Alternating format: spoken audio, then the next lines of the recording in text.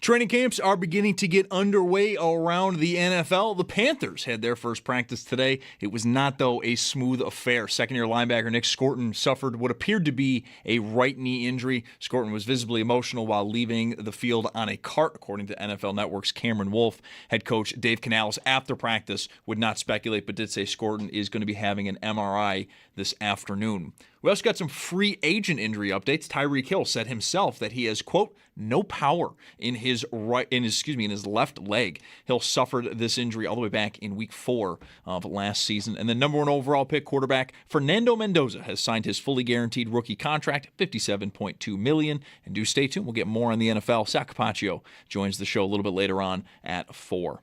Some NHL free agent news. Patrick Kane, he's not coming to Buffalo. Instead, signing with Chicago, a team who he was with for 16 years of his career, on a 2-year deal with an average annual value of $8 million. And Columbus and goalie Jet Greaves have a deal. They are signing a 3-year deal with an average annual value of $5 million. While in baseball, Bison's home versus Rochester tonight. First pitch at 6:35. While in the majors, the Jays, they play host to Tampa. First pitch for that one is coming up in the next few minutes. That's your Paddock Chevrolet Sports Update. Paddock Chevrolet with you for the extra mile since 1935. I'm Zach Jones for Western New York's Voice of the Fan, WGR.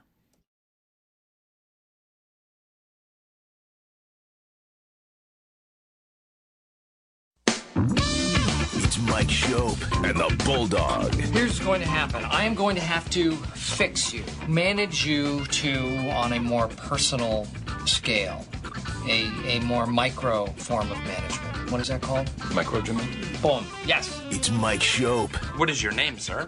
I am Bill Buttlicker. and the Bulldog. Really, that's your real name? How dare you? My family built this country, by the way. It's Mike Schopp The 3 words I would describe you as is aggressive, hostile, and definitely difficult. and the Bulldog Well, I like the sound of your voice. on WGR Sports Radio 550. Hi there. We're out today. We're in. We're out, but We're we're outside in. We're in. We're in. Yeah, we're in. We're within Seneca Buffalo Creek Casino as they promote, and we help them do that, the launch of their upcoming football survivor contest. I have the rules. Good for you, viewers. I do too. Lucky moment. Here they are. I'm not on camera, but I have them too. Yeah. Bulldog's not on camera because our legendary chief engineer, who we let go, has all the passwords to the computer, and we can't use it, which is not Brandon's fault. Oh, not at all. It's probably no one's fault. It's, Right. it's everybody's fault. I don't know. But there's some But sort you have of me. there's a word for something like this that I don't have it. I don't have the vocabulary, but I something about it is I don't know. It's something. In somewhat the same vein, if you come here and you see my name misspelled everywhere, I don't know. That's also something. That's also a thing. That is. But it's me. It's just wrong everywhere. That has happened. I don't blame the facility, the people here at all. I wouldn't. I would never. So, Survivor. Is this how mainstream is a Survivor contest? Fairly. I think everything has become sort of with the proliferation of all of this, the sports betting primarily. I'm talking about, not just casinos. Yep. Yeah, I think everything has become just a little bit more. Maybe your dad knows about it now, kind of thing. Ooh, that's a good question. Whereas, I think 5 years ago, maybe.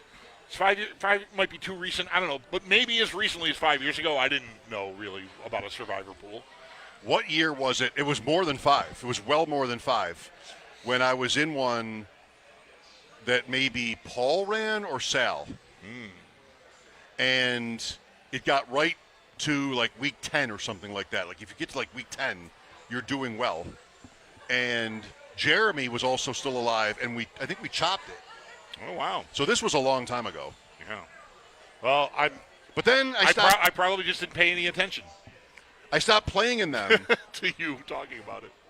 No, that was one. I think the Rams played the Dolphins, maybe, and that was like the key game. I wonder if Jerry remembers. But then, so it became a situation where like you could enter. Maybe it was already this, and I got away with it the one year because I'm not like writing in entries with my kids' names and my pets' names, but I just didn't want to play against Sal's dog every year in this thing. Like, can I just sort of – and now I just did this World Cup one, and it was both thrilling and demoralizing. Because it was people that had 100 entries or something? In fact, 133. Wow. Was the max entries, and I got on my 2. I lost one on Germany when that happened. But you sort of root for that. Like in Survivor, you want upsets. Sure. And, I was mostly chalky, but I got to the semifinals with France and England. I needed them both to win, even though I could only pick one in the semifinal and the other one in the final. Fine. I picked France in the semi, and then I could hedge with England. Doesn't matter. They both lost. But I really went just probably for posterity or for vanity. I went into all the entries. I couldn't do anything about it. But there were 4,445 entries at $25 a pop, 100,000 up top. 90 were left going into the semis. 93. I mean, there were maybe 50 more that were dead on the vine. Yeah. Like they were still alive, but they had no path to winning. Right. So I'm, playing against 90 people. Well, it wasn't 90 people. Yeah. 90 other entries. 3 people. And I went through and not half of them, but a lot of them were people who had maxed out, max entered, and they were going to win no matter what. Like they were going to bet. They had every side covered. They had everything covered. Yeah. And so, okay, well, that makes Survivor tough. Those kind of resources are hard to compete with. Yeah, it's enough to make you wonder, do I even want to do this anymore? Right? Right? Like I don't. Yeah. Yeah, that's a tough way to go. Like you're in with the pros. I guess You're in with those are people that money. have resources, right? You're in with resources more. Well, this one here, guaranteed minimum 10,000 cash payout, and up to 5 entries at $50 a pop. Those are the rules, and I know this for 2 reasons. One, I'm here with you to promote it. 2, I want in. I want to play. Up to 5 entries, sure. You and I and 10 other people could each enter 5 times and work together. But, sure. I'm not going to do that. You're not going to do that. No. I'm not going to do that. No. I wouldn't. I would never. No, you two, you have. I want to lose. Right. I enjoy losing. So I am going to enter this contest today. Registration runs up until September 12th. So that's the night before the Buffalo football. I got to make sure my footing here. Yeah. I've already taken some chances today. Buffalo football opener. And you can come down here to Seneca Buffalo Creek and enter. We're going to talk to Tony Sinise in just a few minutes about the contest. If you're even more about the contest, he'll know everything. Yeah. But I've been told that I can play. Really? Yes. I thought there was. I overheard. I didn't mean to eavesdrop, but small room. It's not that loud. At least when we first got here. And I overheard you ask that question, and I even said to one of the women who I was chatting with here, Jessica. He has no. There's no way he can do this, because she even asked, my dad wants to enter. I'm like, your dad probably can't enter either. Family of an employee, no. And let me see if I have that. But if you're being told you can do it, then full speed ahead. Go for it. I thought I'm in. Neither you nor her father would be allowed to play this, is what I thought. But I hope for his sake that he can too. If you can, then I feel like I don't think I want him. If I'm going to play, that's just one more person I have to beat. I don't think I want Jessica's dad.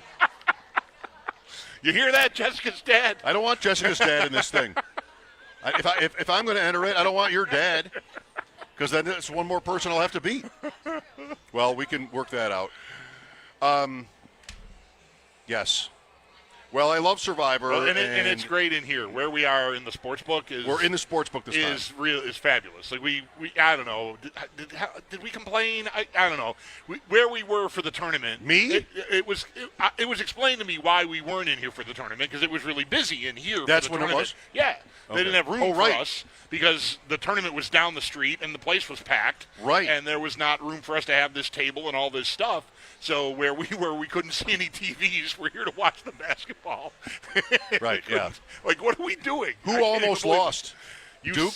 Yeah, it was Duke. Yeah, Duke was a one. They were down maybe by 1 at the half or 4 that at was the fun. half or something. That was not a Buffalo game, but Right. that was on the TVs here, and they did survive that. I think they were down 1 at the half, and then whoever they were playing made a 3 right away in the second half, so they were down 4, and then they just Really? they bludgeoned them. Oh, yeah, okay. I think that's what happened.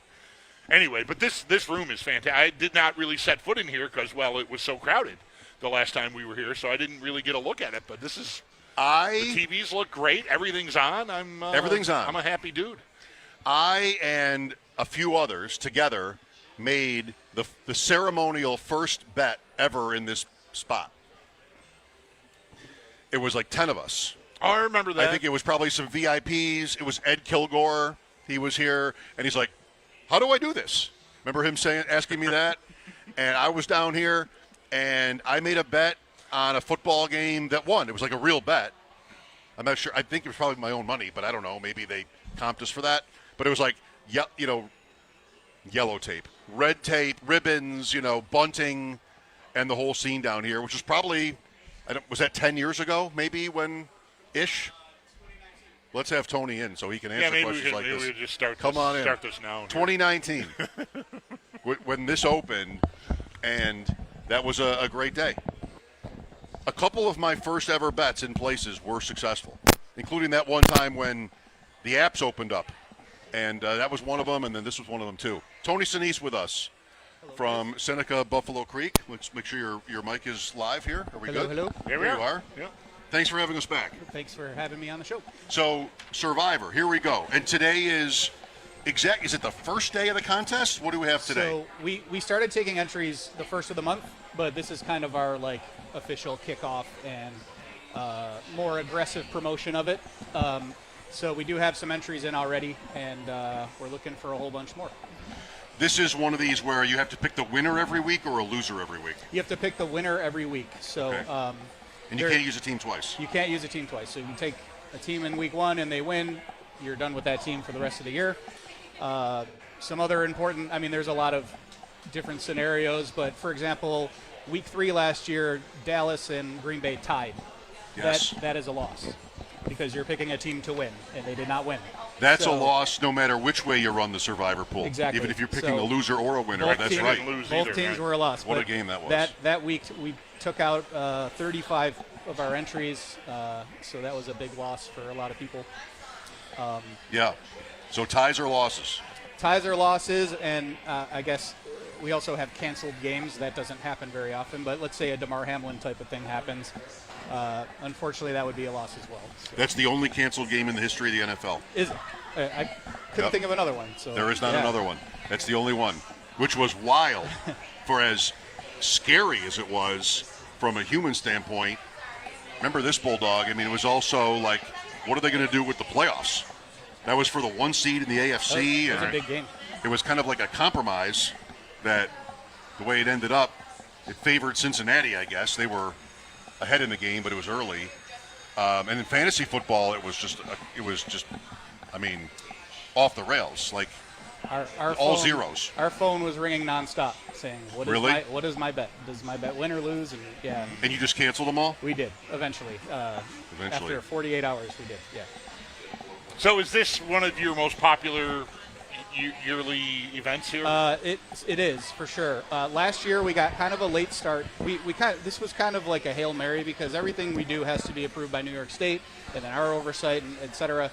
So we kind of pitched this idea with not a lot of confidence that we'd be able to do it. And it went through. So we got kind of a late start last year, and we definitely are looking to promote it better this year and get more entries. So last year we guaranteed $5,000 for a prize. We ended up at just under $10,000. But we think that more people will be interested this year with more promotion and excitement around it, and we're guaranteeing $10,000 this year. And every dollar of the $50 goes to the winners, the winner or winners. And we're not taking a rake or a cut of that or anything. So yeah, all the money goes right to the person or persons that win. Last year we had 3 winners that made it through the whole season. One of them is here. One of them is Leon, right in front of me here. And the way it worked out is we have 3 properties, and we had a winner from each property. Oh, So yeah? we didn't plan it that way, but it was kind of cool that it ended up that way with the winner from each Niagara, property. Allegheny? Yes, sir. Yeah. Yeah, good. So we are doing this at all 3 properties. The only caveat here is if you sign up in Buffalo, you have to come make your picks in Buffalo. You can't do that at other properties. So wherever you sign up, you're going to go every week to make your pick. You have to make your pick on site every week. Correct. But we do have, if you're going out of town, we understand, that happens, of course. So you can pick a week out. So if you wanted to pick week 1 and 2 right now, you can. Okay. But yeah, you do have to come to property to make your pick. Right. It's a lot of paperwork for us, but Is it electronic or at the window? at the window. So Okay. it's quite a lot of paperwork, but for us sportsbook managers, we really kind of fought to get this going, and it's kind of a labor of love for us right now. So Yeah. Well, there is a long list of notes here that we've been provided with to promote this. So, and we've only really we haven't even really all we've done is talk about the survivor pool itself. What is happening today that we've got going on here? I know we've got Bill's season tickets to give away. no, not season tickets. Sorry. So Okay. so today we have a drawing, hourly drawings for preseason tickets, and so this is for the Carolina game, the first game, official NFL game that's going to be played in the new stadium. Yes. My bad. Yep. Yeah, that's fine. But the preseason tickets, like in the old stadium, were going for like $5. These are actually quite valuable.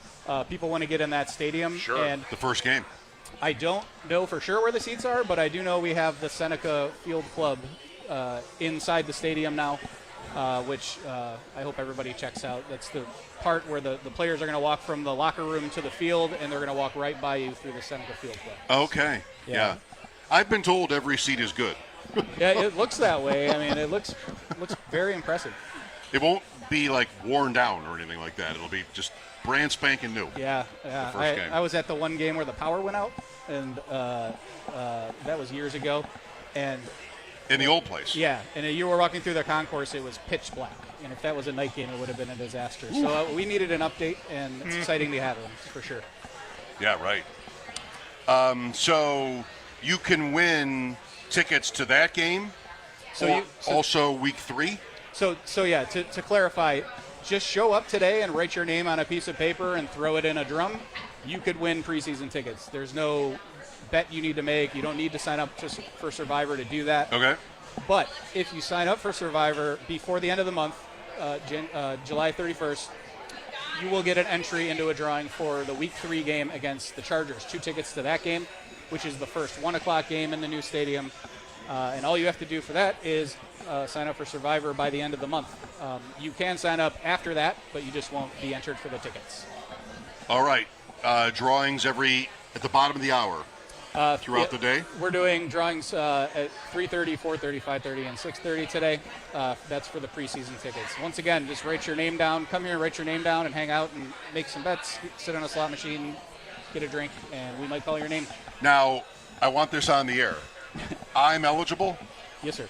Interesting. I have confirmed. You Okay. are eligible. So I don't want anybody to think, like, if I enter this thing, Bulldog, and Which I win. of course you're going to do. Of course. Why wouldn't you? I don't know. You're here the whole day, too. You should, too. But you don't want to win. So with this, like, when I had the Sabres season tickets for, I'm not looking for credit, but what was that? Almost 20 years. I would never enter the contests. And I didn't even ask anybody if I could win. But I would never have wanted, like, my name announced in the arena or put on social media, like, Mike Schopp won this jersey or something like that. Like, well, what's that? So you're too I would famous, never. I would. Well, no, it's not ego. It's just like I would never want the suspicion. Just like it smacks of impropriety. Yeah. That's all. Yeah, Confident. but I'm gonna bleep and do this. I'm gonna play the Survivor and and put my name in the drum for all of it. Because I mean, we've never even been asked to see the stadium yet. No. We haven't feel even. Have you? Nope. No one's invited us to anything Yeah, over there a yet. lot So of- I see it looks real. And other people we know very have nice. been invited Yeah. numerous times, but Right. never us. A lot of Seneca gaming people have gotten tours. I See? have not gotten a tour. No, we're all together. Well, we should go together and grab lunch. The 3 of us. We should Sounds just good. crash it. So when can, if I enter this or anybody who does, when can we make our first pick? Does that have to wait until we get closer to the season, or can we do that today? No, you can certainly make your pick today if you really, really wanted to. Somebody's going to write it down. Yeah, so we have like an entry form for each week. You're going to circle your team. You're going to actually write your team so there's no confusion. Yep. And then we sign, you sign. Each of us get a copy, and your pick's in. And that's how it happens. Mm-hmm. And we have a big spreadsheet. We keep track of everything. It's like I said, it's a lot of paperwork and a lot of work for us, but we love it. And I love that stuff too. It's exciting, and we're hoping to get it even better this year. So I know Chris has, but have you gone through yet and handicapped week 1 in the NFL? No, I am ready to do that. All I know is that the Bills are 1-point favorites. I have not looked at much else. Yeah. Detroit -7 against New Orleans before they come here for week 2. There's one idea by the spread.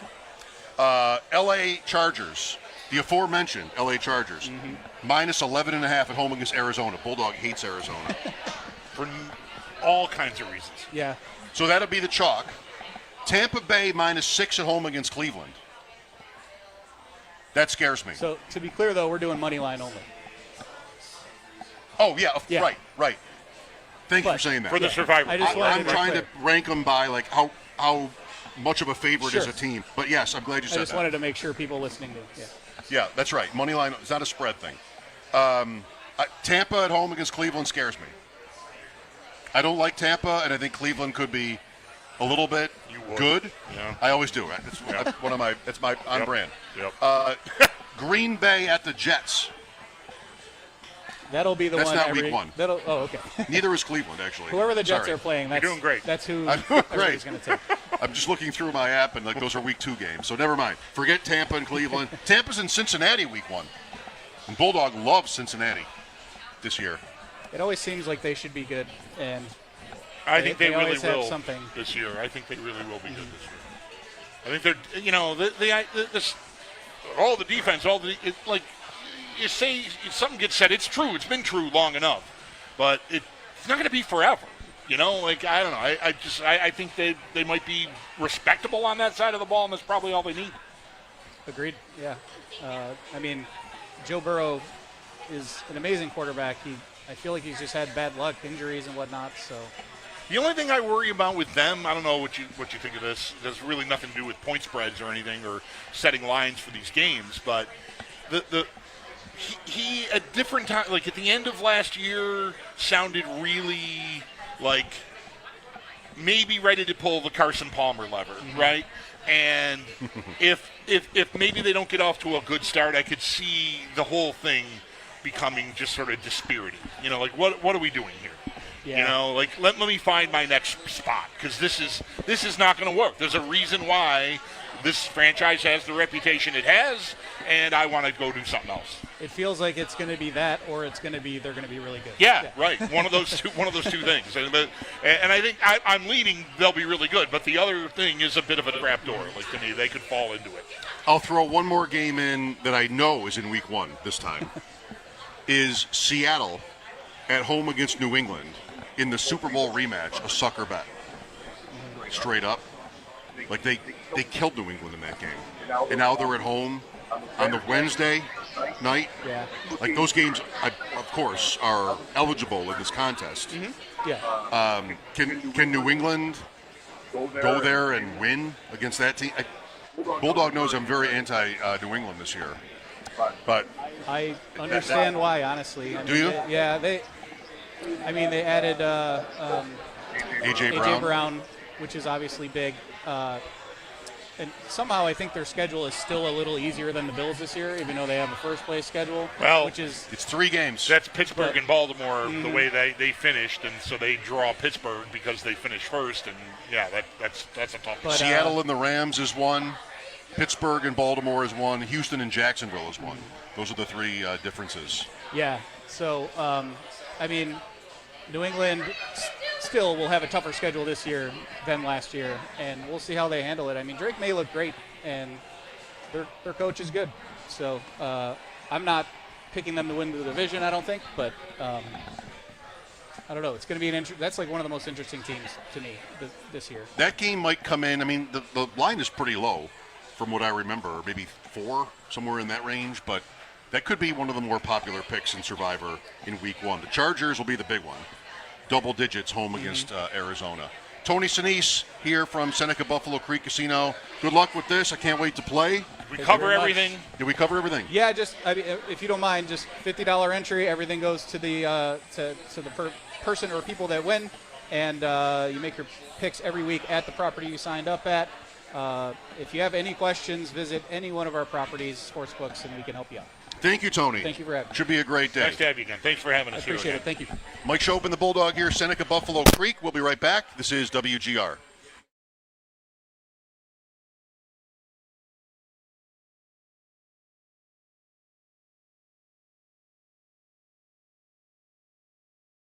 For more comfort.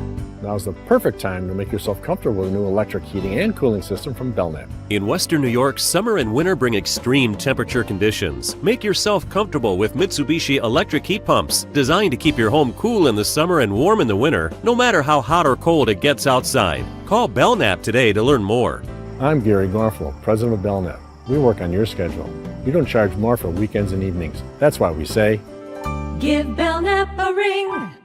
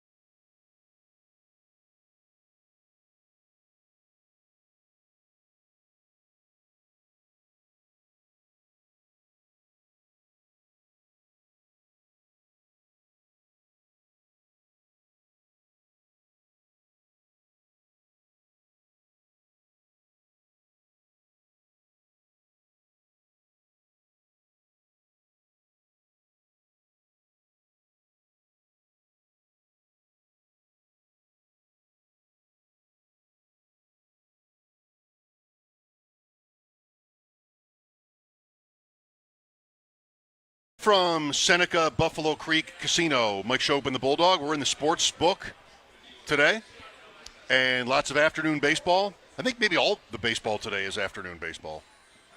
If you enter the facility and your first thought is, where are the side-by-side E.J. Manuel and Ryan Fitzpatrick autographed framed jerseys? Right by us. Oh, yeah. We're sitting right – wow, look at that. Pick your partner. All right. Fitzpatrick and Manuel, side by side. Who was better? Pick your fighter. Pick your fighter. Choose your fighter. Right behind us here, we've got the Survivor Contest promotion today, as we just talked about with Tony Sinise from here at the casino, and names will be drawn, and everybody will have a great time. Now, from Survivor Football, right to Cosmic Hockey. Cosmic Hockey? Cosmic What's that, hockey. Mike? This is something like I can explain a Survivor pool as long, as the day is long, or whatever the phrase We is. had to bring in I don't know what I can say about Cosmic Hockey. Fortunate for all of us, we have a professional on the West Her Hotline. John Simperman is joining us on the West Her Hotline, an old friend of the show and a familiar name in sports in Buffalo and really across the country. And he's behind this effort and supporting this effort and is here to tell us all about it. John, good afternoon. How are you, man? Hey, boys. How are you? Great. We are comfortable and watching all the ball And we're games. trying to figure out who the right pick is for Week 1, even though it's like 7 weeks away. John, I was checking. How are my Guardians doing? It was in the 8th inning last I checked. 1-1, bottom of the ninth. 2 outs, no one on. Asked and answered. So good luck to them. John, to start this off, what is Cosmic Hockey? You know something? First of all, Mike, thanks for having me on. I know we go way back. I've been working on this idea for probably 2.5 years. And maybe you can, or the listeners can help answer this. Basketball has had for 100 years the Globetrotters. Baseball is putting 100,000 people in football stadiums for Banana Ball. And if any of our Buffalonian friends were at Salem Field for July 3rd, July 4th, Cosmic Baseball put 32,000 fans into the ballpark over 2 days. So my question has always been, in my opinion, the coolest, the fastest sport out there, hockey. Why haven't we had an entertainment-focused barnstorming property? So that's what we're going to do. That's what Cosmic Hockey is going to be. And what kind of timeline are we working on here? I know there's a training camp coming up in Lake Placid that I'm sure you can fill us in on, but how soon will these events be, and where what's the plan? What's the initial groundbreaking, so to speak? Yeah, so, first of all, Cosmic Hockey, we're going to play 2 halves. First half, open the game up, 4-on-4. Let's modify the rules. Let's let the players, men and women, show off their creativity. Lights go off in the second half, and this is where the Cosmic side comes in. We're playing under black lights, glow-in-the-dark equipment, pucks, uniforms. If you've seen what they're doing in baseball, it's absolutely mesmerizing. So to answer your question, we have over 200 applicants for tryouts. We are hosting tryouts for Cosmic Hockey on Saturday, August 1st in Boston at the Bruins Training Center. And then we're moving the circus to here in Buffalo on the 8th of August to host tryouts in Buffalo at the Harbor Center. As I said, we have over 200 applicants. We're carving that down to about 60, all of which have professional experience. From, whether they played in the Null to all the way up to, quite frankly, played in the NHL, is who is going to be trying out for the 2 teams that we're putting on the ice starting in 2027. Before we run out of time and not mention this, Is there still room for people to apply, John? Like, is there still a website or anything where people that might think they're qualified for it? Yeah, go to cosmichockey.com. I'd really encourage you to do it by 5 o'clock today because we're really trying to, we need to let players know who's made the cut for tryouts and who has not.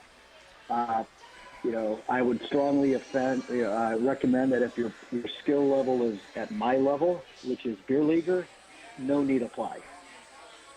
Yeah, I think you are assuming this. You're going to probably see some really good players. Like I know from Savannah Bananas, there's a White Sox player, Tristan Peters, who played. I don't know if he applied or what his story was, but he was a member. He was on the field for Savannah Bananas, and now he's in the Major League All-Star game. He just hit for the cycle 2 weeks ago for the White Sox. There's talent. You're right.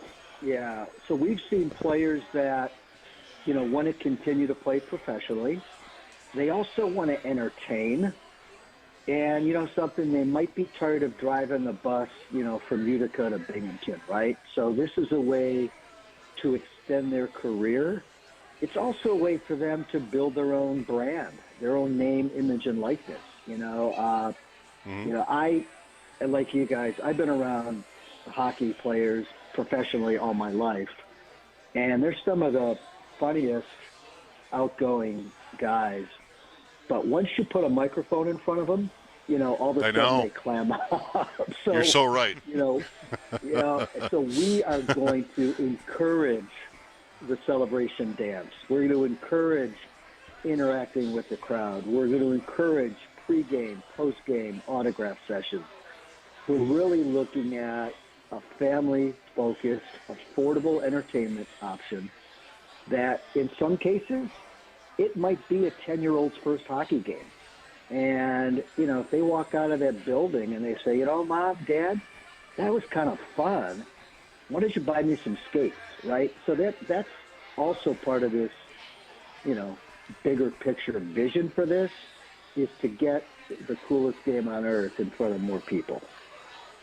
Can you divulge if there is, what's the most familiar name you've come across in the player application process? Or don't you want to say? Mario Lemieux. Too early to say. No, I think, he has applied. He's actually living in Buffalo now. He played over 12 years in the KHL. He's played a couple years for the LA Kings. You guys can connect some dots after that. But sure. What I also have, and I think our local listeners will get a kick out of this, is I've engaged Maury Gear, who I say is the younger, better-looking Gear brother, to head up our player recruitment. So Maury, who has been an NHL scout for a long, long time, is actively out there reviewing the player applications, soliciting additional players. So, I brought in some pros, if you will, even to help with the talent process. I saw on the press release that I read a reference to the arena in Lake Placid for this. Yeah. And Bulldog and I have both been there and walked around and just can, of course, appreciate the historic aspect of that. And that just whole town what it means. is magic, but the arena itself is maybe the epicenter of the magic. So you'll be up there. Yeah, so I really push for that because I'm working with a great group at Cosmic Baseball, and they brought me on board because they say we are great baseball guys. We don't know hockey, at least to the degree you do, John. So I said, if we're going to do this right, I want to go to the most famous rink in North America to kick this off. And been working with the folks, the ORTA team, the Olympic development group in Lake Placid, who are going to be unbelievable partners. We're going to do a 2-week training camp up there in October. And training camp also means kind of like a stage rehearsal, right?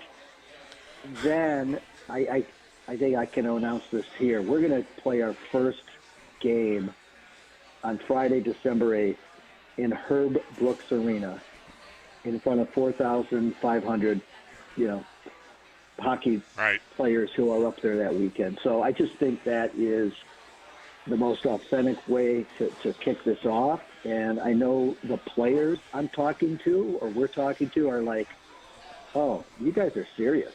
You're doing this in Lake Placid. So, yeah. And, most of our hockey talent is going to be from the Buffalo and the Boston region, and there's a lot of talent. So I think it's also convenient for them, it's a great place for them to spend a couple of weeks as well. John, you mentioned, I don't know what phrasing you use there, like this training camp and rehearsals. Like, how much testing have you done on exactly what?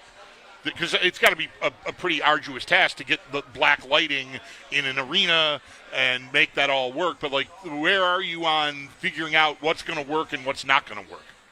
Yeah, great question, Bulldog. So, first of all, Cosmic Baseball started hardest sports through light. That being a baseball park. They are literally on top of the rafters, and they are installing black lights that shoot down on the field. No two ballparks are the same size, right? So the fact that they have successfully, to a T, executed 31 across the U.S. this season gives us full confidence that lighting up a 200 by 85 sheet that already does lighting for Disney on Ice and concerts is going to be much easier.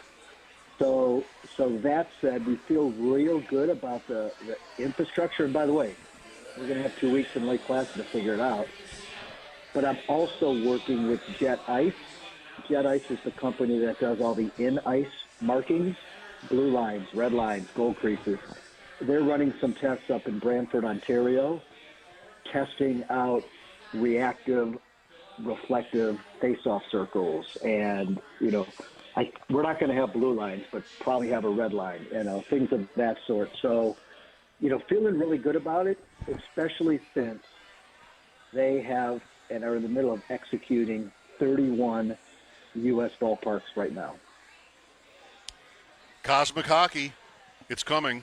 John Simperman with us behind the project. Thanks for your time today, John. Good luck. All right, guys. Hey, have fun down there and stay away from the tables, all right? Yeah. Hey, and good luck with your events this weekend. I know you've got music at the Knox Farm on Friday with my friends Leroy Towns, and then Saturday, Kirsten and I made it out to the Hilltop thing last year, but we're not going to make it this year. But that's a super cool event. Ski lift up to, Spruce Lake to watch live music. It's a great, great day. Yeah, weather should be great both days. See you at Knox Farm or see you at Holiday Valley on Saturday. That would be great. All right, John. Best to your wife and Jake and everybody else. Thanks, John. All right, we'll see you guys. We'll talk to you soon. Thank you, boys. Thank you. Cosmic, you're welcome. Cosmic Hockey. I guess Patrick Kane is out. Yeah, I think he's. Although I don't know when they're playing these games. I mean, maybe, but yeah, no, probably not. $8 million a year. I cannot believe that contract. I know. I cannot believe that contract. I mean, there are teams in sports that you're just so thankful for. Right. And as somebody that never wanted Patrick Kane anywhere near the Sabres, I'm especially thankful today for the Chicago Blackhawks. When you say your prayers tonight, thank you, Chicago. I really thought this was one of these deals where everybody was reading it wrong or it got whatever. I thought it was a 2-year, $8 million deal for a year. Even that isn't great for the team. That's around where he's been the last couple of years. Okay. Double it. 2 years, $16 million. What are you doing? I don't know. That's wild. That is nuts, I think. Sal Capaccio coming up at 4. We're at Seneca Buffalo Creek Casino today. Waist deep in Survivor Pool strategy. I'm going to go buy mine during the break. Okay. Sal coming up. Thanks for listening. That was John Simperman, CosmicHockey.com. We already talked to Tony Sinise from here at Buffalo Creek with more details on the Survivor contest. We'll be in and out of that over the course of the day. Several people just almost within arm's length are signing up for the drawing for some Bills tickets, and we'll give you the details on that as we continue. Mike Schopp and the Bulldog, thanks for being with us. Once again, this is WGR.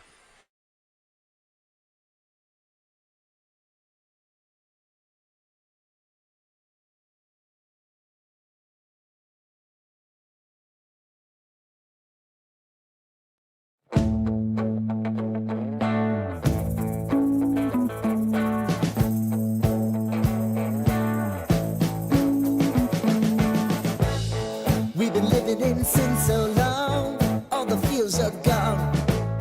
Fella stopped me on the street last night, said everything's alright.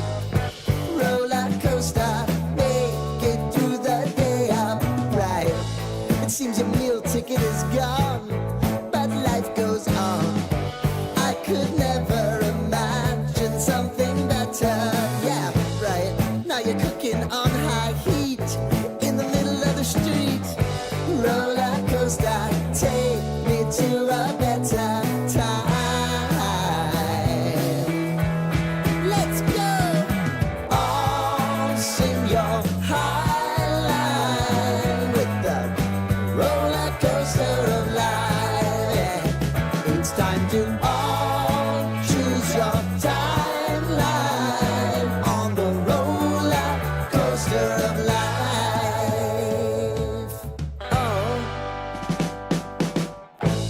You seem to easily forget how to place your bet. When everyday life gets you down, you gotta steal the crown. Got to own it. Don't bitch and moan about it, please. God forbid you scrape your knees, and it's nothing to sneeze at. Oh, I've told you over and over again. You gotta get both hands around it and make your own plans. Roller coaster, it's taking over. It's about time. Oh, oh, sing your high line on the roller coaster of life. You've got to all choose your timeline with the roller coaster of life.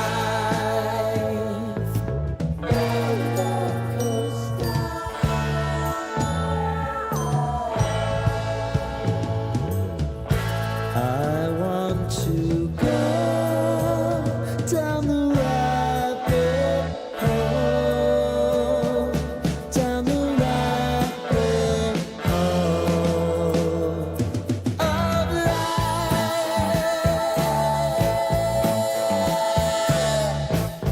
And now it's about to leave.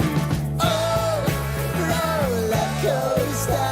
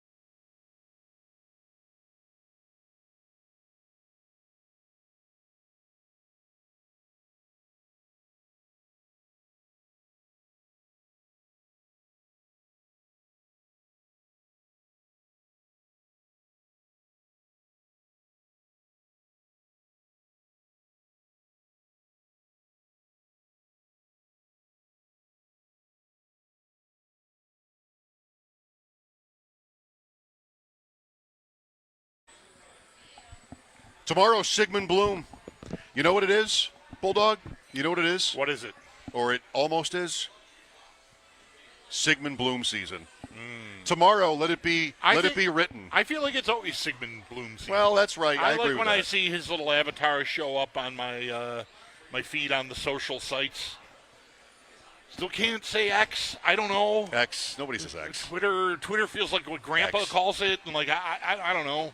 Or does everybody still call it Twitter? I do. I don't know. Well, I don't even think twice about it. Yeah.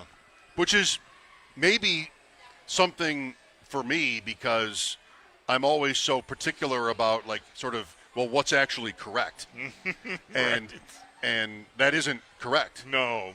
I do type the word Twitter. Sometimes I'll need to do this, like my computer resets or something, and I'll type that word into my browser, and it comes up. Right. It works. Yeah. But I guess feel it's like not right. that gives you validation to keep calling it Twitter, I think. If you can, whatever I need, you can Google the old name and it still comes up. I think I'm going to keep calling it that. I have been walking around here for the last few minutes trying to find an ATM so I can play Survivor. I see. It's cash they only. definitely have those here, I would think. Well, they don't all work, but it's cash only. I see. How much did you bring? I don't have a dime. The tables? No, I got a $5 bill in the console of my truck so I can tip the drying people at the Delta Sonic next time. That's all the cash I've got on. You're doing the dryer part?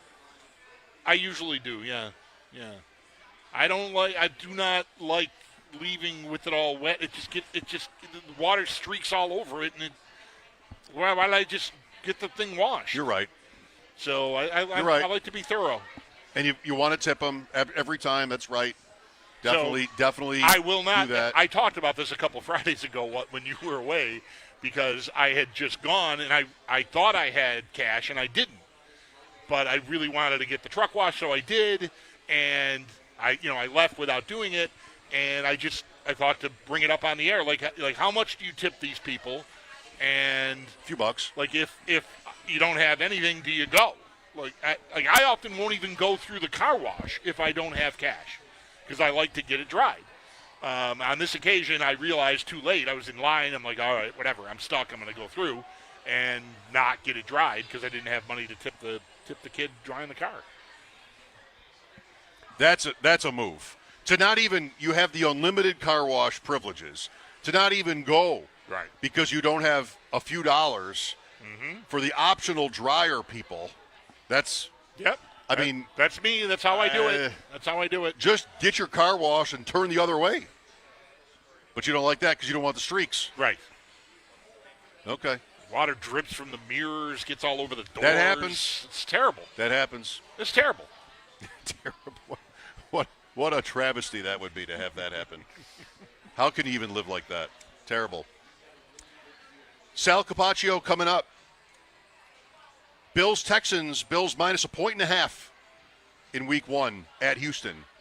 Is that obviously it is a very risky survivor bet. Yeah. We'll talk about various things with Sal coming up. This is Mike Schopp and the Bulldog, WGR.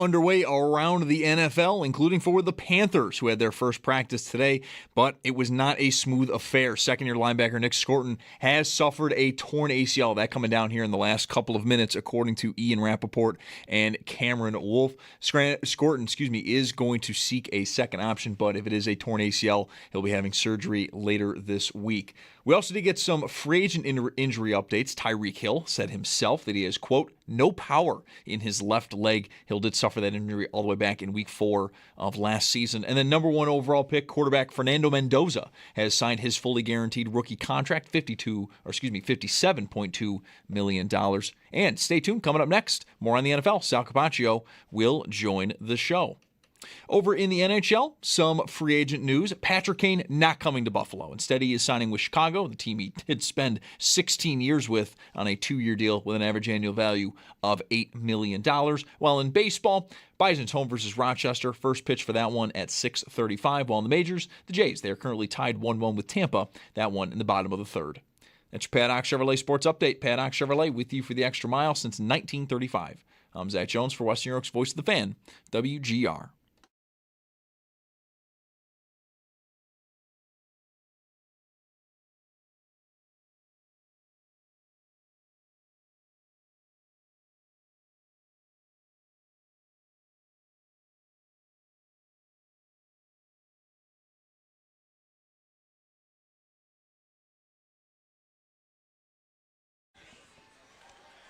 I guess it's Monday for the uniforms now. Right. The Grays. The Grays. Is that what we'll call them? Is that what they'll call them? Probably not what they'll call them. They'll have some. There'll be some. Right. Some name that probably doesn't make sense. Last year, those are white.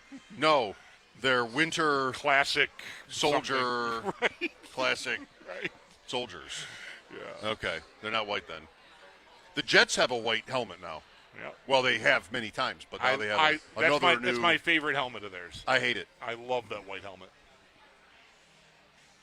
Really? I hate it. I like the green one. Wait, the green one is like a fly. Yeah, I don't. The head of a fly. Yeah. I like that. Yeah, no. Yeah. Is the white one? It might not be the one I like the most. Like I saw it, and something about it seemed like it was missing something that I liked about their classic white helmet, but I'm not sure if I'm right. I should cross-reference this, but we don't need to belabor it right now. For more Sal's on the subject. waiting to talk to us. Sal Capaccio with us now. Sal, you been at Darien Lake today? Yeah, I have. It's been a great day. Just Max and I went out there today. We kind of made some plans a couple weeks ago to have a day out there. I said, you really got to go to Darien Lake this summer. And he's like, I want to go with you. I'm like, all right, let's go. When I was a kid, I used to go on a lot more of the thrill rides, and we did some today. But I realized that it just hits a little different when you do some of those things nowadays. That's all. Yeah. No. I don't think I've been on I haven't been to Darien Lake since, I don't know, Dylan played there many years ago with Wilco and my morning jacket, and my whole family went. And I got Owen. He might have been 8 at the time. Leo was definitely too young. Owen was such a huge kid that you must be this tall. Like, he could have done that from the time he was born, practically. He was just a giant kid, Sal. He made it to the line. But I insisted he go on. I don't remember the name of the ride now, but it's a roller coaster that definitely goes upside down and twists and turns that you sit in like a ski lift. So your feet are dangling below you. And he was game for it until we got in line. And we're in line, and he's watching the thing go around, and I could tell he was getting uneasy. I'm like, come on, kid, we're in line. You can do it. And he loved it, ultimately. But that might be 15 years ago, and that's the last time I've been on a roller coaster. They got the Viper, the Ride of Steel, the Predator. The Predator was closed for, I'd say it's more of a wooden one, but they have a bunch of them now. The Ride of Steel might be what you're talking about. We did go-karts today, which is really cool. But, the other thing is, like, I'm the dad who wants to win stuff right at the games. And, a lot of times they get you to pay and you get skunked. We've had that happen down in Florida. I am not kidding you guys.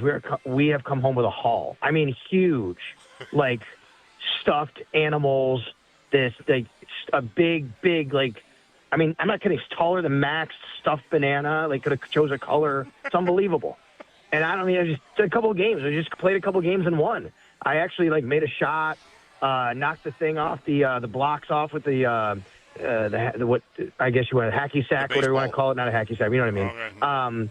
Anyway, and then and he actually he got the wiffle ball inside the bucket after bouncing off a board like a rebound. You need another room for all this stuff? Yes, I'm not. It's crazy. It's huge. It's a great moment, but that's on eBay in a week. I mean, it's right? great to win. Yeah.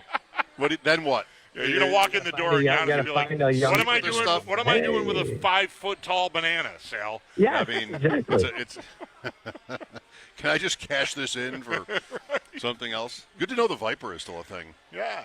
The last time I was on the Viper was it was basically closing for the night. It was a Friday night, and we saw lightning. And I didn't really want to do it. I was with friends and didn't really want to do it because I'm not a roller coaster guy at all. And there was lightning. I'm like, oh, I think I'm off the hook. But they didn't close the ride until after hours. Okay. And then, that's the last time I was on it. I remember being with friends waiting till the end of the night to ride the rides again because the lines were so short. So, if they closed at 11, at 10:45, go get in line at the Viper, and, you're cruising right through and sitting in the front. It's the best. I think all my stories are a little bit similar in this way. The swings at the old Fantasy Island. I did it to impress my kids. I went on the swings because Dad doesn't do anything. So nobody else wanted to go. That was the first thing we did. I'm like, all right, it's a good introduction. I got off and I don't know how this is going to go today, but I'm game. Let's go, right? And, yeah. And by the way, it was great to have the park, it was early. We got there when it opened at 11. And really, there were hardly any lines. It was great. You know what I mean? And as we were leaving, it was definitely getting, more busy as we went on through the day. Right. How did your swing story I end? got on the swings. No one else was on the ride that I remember. I remember doing it, completely alone. And I'm up there. And I hate it. This is just not my thing at all. Yep. But I see my kids and my wife down there, I'm waving. And, I survived like you do. I wobbled away. The swings. I survived the swings Listen like you to this do. guy over here. Everybody survives. I wobbled away, sort of a little bit maybe nauseous or just sort of whatever. Dizzy, whatever. The next day, I was in my car, and BEN had a news story that at Fantasy Island, the swings broke. Oh, wow. The next day. Wow. Wow. The next day. And, did I do that? I didn't break the swings. Nothing happened when I was on there. Right. But the next day, there was an accident. Yeah. Well, now it's not even open anymore. I don't know how much longer we want to go with this because we have other things we want to talk to Sal about. But, Sal, how aware on social media is Max? Because there have been a couple of incidents that I've seen either on Facebook, I'm guessing Max isn't on Facebook, but on X, of different, not at Darien Lake, but somewhere else in the country where the roller coaster got stuck at the top of the hill and people had to climb out or be. That happened not that long ago. It's happened a couple of times this spring/summer, and that's the kind of thing that once I have that in my head, it'd be yeah, I'm good. I'm all He set actually pointed that out to me a couple weeks ago when it happened. He's like, did you see what happened? The people got stuck in the roller coaster. I'm like, what are you talking about? And I didn't know. And, I look at that stuff go. And then I go back to, but how many roller coasters in the country and how many rides? And, and that happened that one time. So that's how I get back to my safe space. Right. That's like getting on a plane. It's to some extent. Yeah, exactly. That's right. Right. What are the odds? Right. All right, so I'm glad to hear Bulldog say he's got a lot that he wants to ask you. Because I'm scrounging around trying to think of stuff that we haven't just already talked about 50 times. But I think maybe this, and this again, well, I say again, it a little bit traces to some of my fantasy podcasts and conversations, and that is James Cook and receiving potential. Do you think there's any reason, Sal, to think, whether that's the schedule or the coaching change or anything else, because the depth chart isn't any different at the position, do you think there's any good reason to think that James Cook will get more targets this year? Yes, it's a very good reason. His name is Pete Carmichael Jr. Pete Carmichael Jr. is known for this. He worked with LaDainian Tomlinson. He worked with Alvin Kamara. He's going to have an influence on some capacity. He's going to influence on the offense. And whether that's James Cook or someone else, which I think that's the kind of thing to figure out here. I believe they will incorporate the running backs into the passing game more. I believe they will throw like running back screen passes sometimes, which we really haven't seen from this offense very much. So it would stand to reason to me that James Cook will have more of an uptick there. Now the question would be how much compared to Ty Johnson or Ray Davis, but I think Pete Carmichael Jr.'s influence will be directly reflected, and we will see some of that. It would really be something if that, I don't know how I want to phrase this, if that took off, if that hit, like if James Cook suddenly catches 60 passes, let's say, right? What's his career high so far? In the 30s, I would think somewhere, maybe, probably. But if that hits all of a sudden, it would really be something, because when he was drafted, the man who drafted him referred to him as a sub back, which to me sounded like, yeah, he's our change of pace, he's our pass catching back, right? That's how we're going to use this guy, and that has not really. He led the league in rushing last year, so it's evolved to the point where he's a number one running back and one of the top values in fantasy. Maybe not value now, but anyway, if you got him last year, you hit really big. Yep. But if he becomes a pass catcher that is, has to be watched out for, and it's dangerous, man, that could really be an element to this offense that we haven't had before.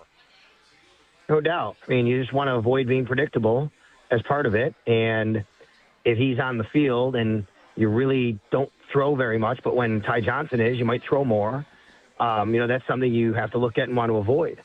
And if you can incorporate James Cook into that, I think it would help the offense tremendously. Now, part of this is going to be, a lot of it, on James Cook, which is he's going to have to be willing and able, and I think he was last year, to be a third down blocking back. It doesn't mean he has to be great at it, but he has to be capable enough at it that when he's on the field, people know that might not go to him, might go to someone else.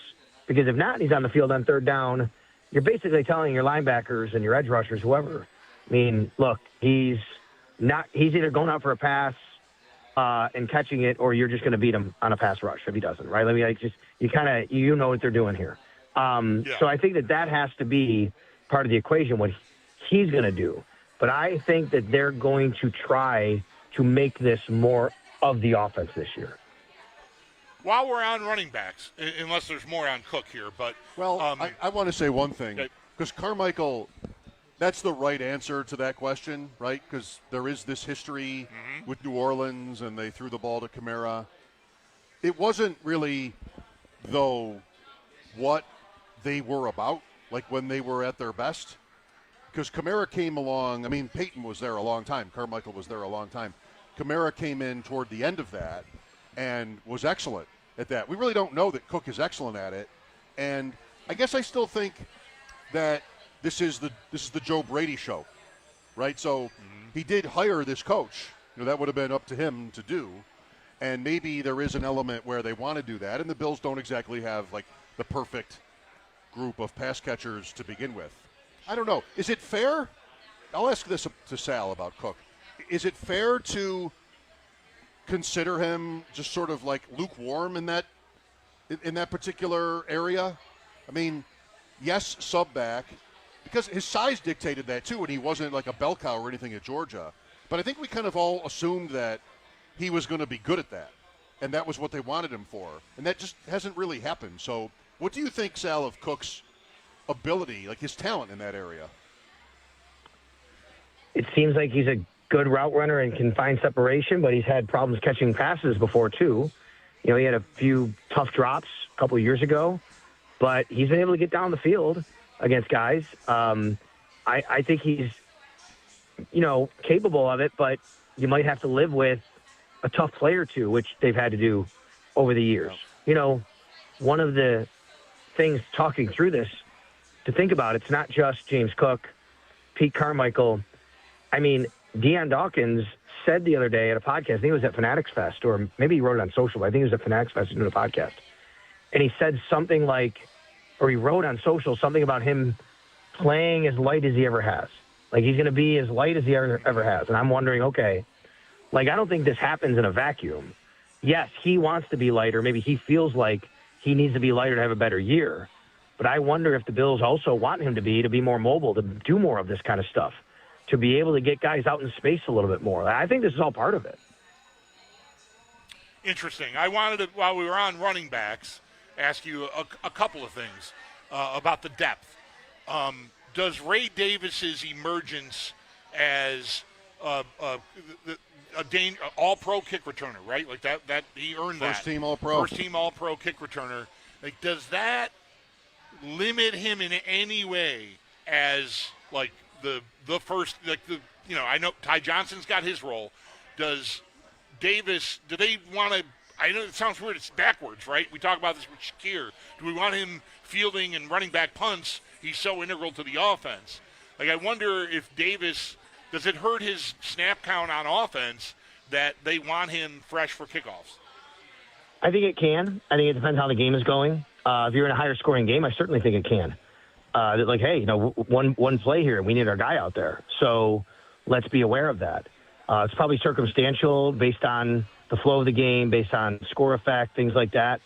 I would also think that Jeff Rodgers, the new special teams coordinator, my guess is he would go to Joe Brady and he would go to, you know, Pete Carmichael Jr., whoever, and Kelly Skipper, running backs coach, and say, you know, hey, if you can, like, I think we can get something with Ray coming up here. Maybe limit his touches this drive or something like that. And that doesn't mean you have to, but those are how you have those conversations and say, you know, we found something, or go into a game. Hey, I really want to use Ray this week to try to bust one. We're facing a coverage unit we think we can beat. You know, you give me a fresh Ray Davis, I can really make something happen here. Like, these are the conversations coaches have, and that's how a game plan is formulated. So to answer your question, yes, Bulldog, I think it is. I don't think it has to be directly all the time, hey, Ray Davis is a kick returner, so we're going to limit his touches on offense. Right. But I do think he's good enough where you can game plan, or even game to game, series to series, half to half, and say, you know, let's think about using him here. So where else, you know, should we kind of be really careful about putting him on the field? Right. The other thing I'm wondering about is just, I think I know the answer, but Ty Johnson is still absolutely entrenched. So all this talk about Cook and whether he can handle third down, you know, a third down role and pass blocking and all that, like, for a second off season in a row, heading into a second consecutive season, I feel like their running back room, for as much as we talk about through the years how interchangeable running backs are and replaceable they are, the Bills are probably all set, right? Yeah, sorry about that. I would say yes, but, I mean, Frank Gore Jr. is sitting there just waiting for his opportunity. The problem is I don't think he can beat anybody out on the roster right now, right? But, I mean, he even played in the playoff game for them. You're only going to have 3 running backs. I mean, they signed this kid, I forget his name off the top of my head now. He was when he was the XFL MVP in that, you know, when they played the championship game. And because they had Desmond Reed had the injury, who was the undrafted free agent out of Pitt. Anyway, they're going to have a couple of guys, and those guys are there for insurance. And this is Frank Gore's 3rd year. He's done some nice things in preseason. I can't see anybody taking that spot. Now, if you're asking me just the depth chart itself, sure, Ray Davis to me could get more carries, which could impact Ty Johnson. But I think Ty Johnson right now is their third down back. He's the guy you want on third down, and because of that, he'll probably have, you know, touches and catches again. It's going to be interesting, though, again, to see how often they get the ball compared to James. And, oh, by the way, we asked this to Joe Brady during OTAs, during mini camps, whenever it was, and, you know, how do you balance it? And even he said, like, Joe Brady was just like us talking on the radio. He's like, look, it's a tough balance. Like, you want to get those guys touches.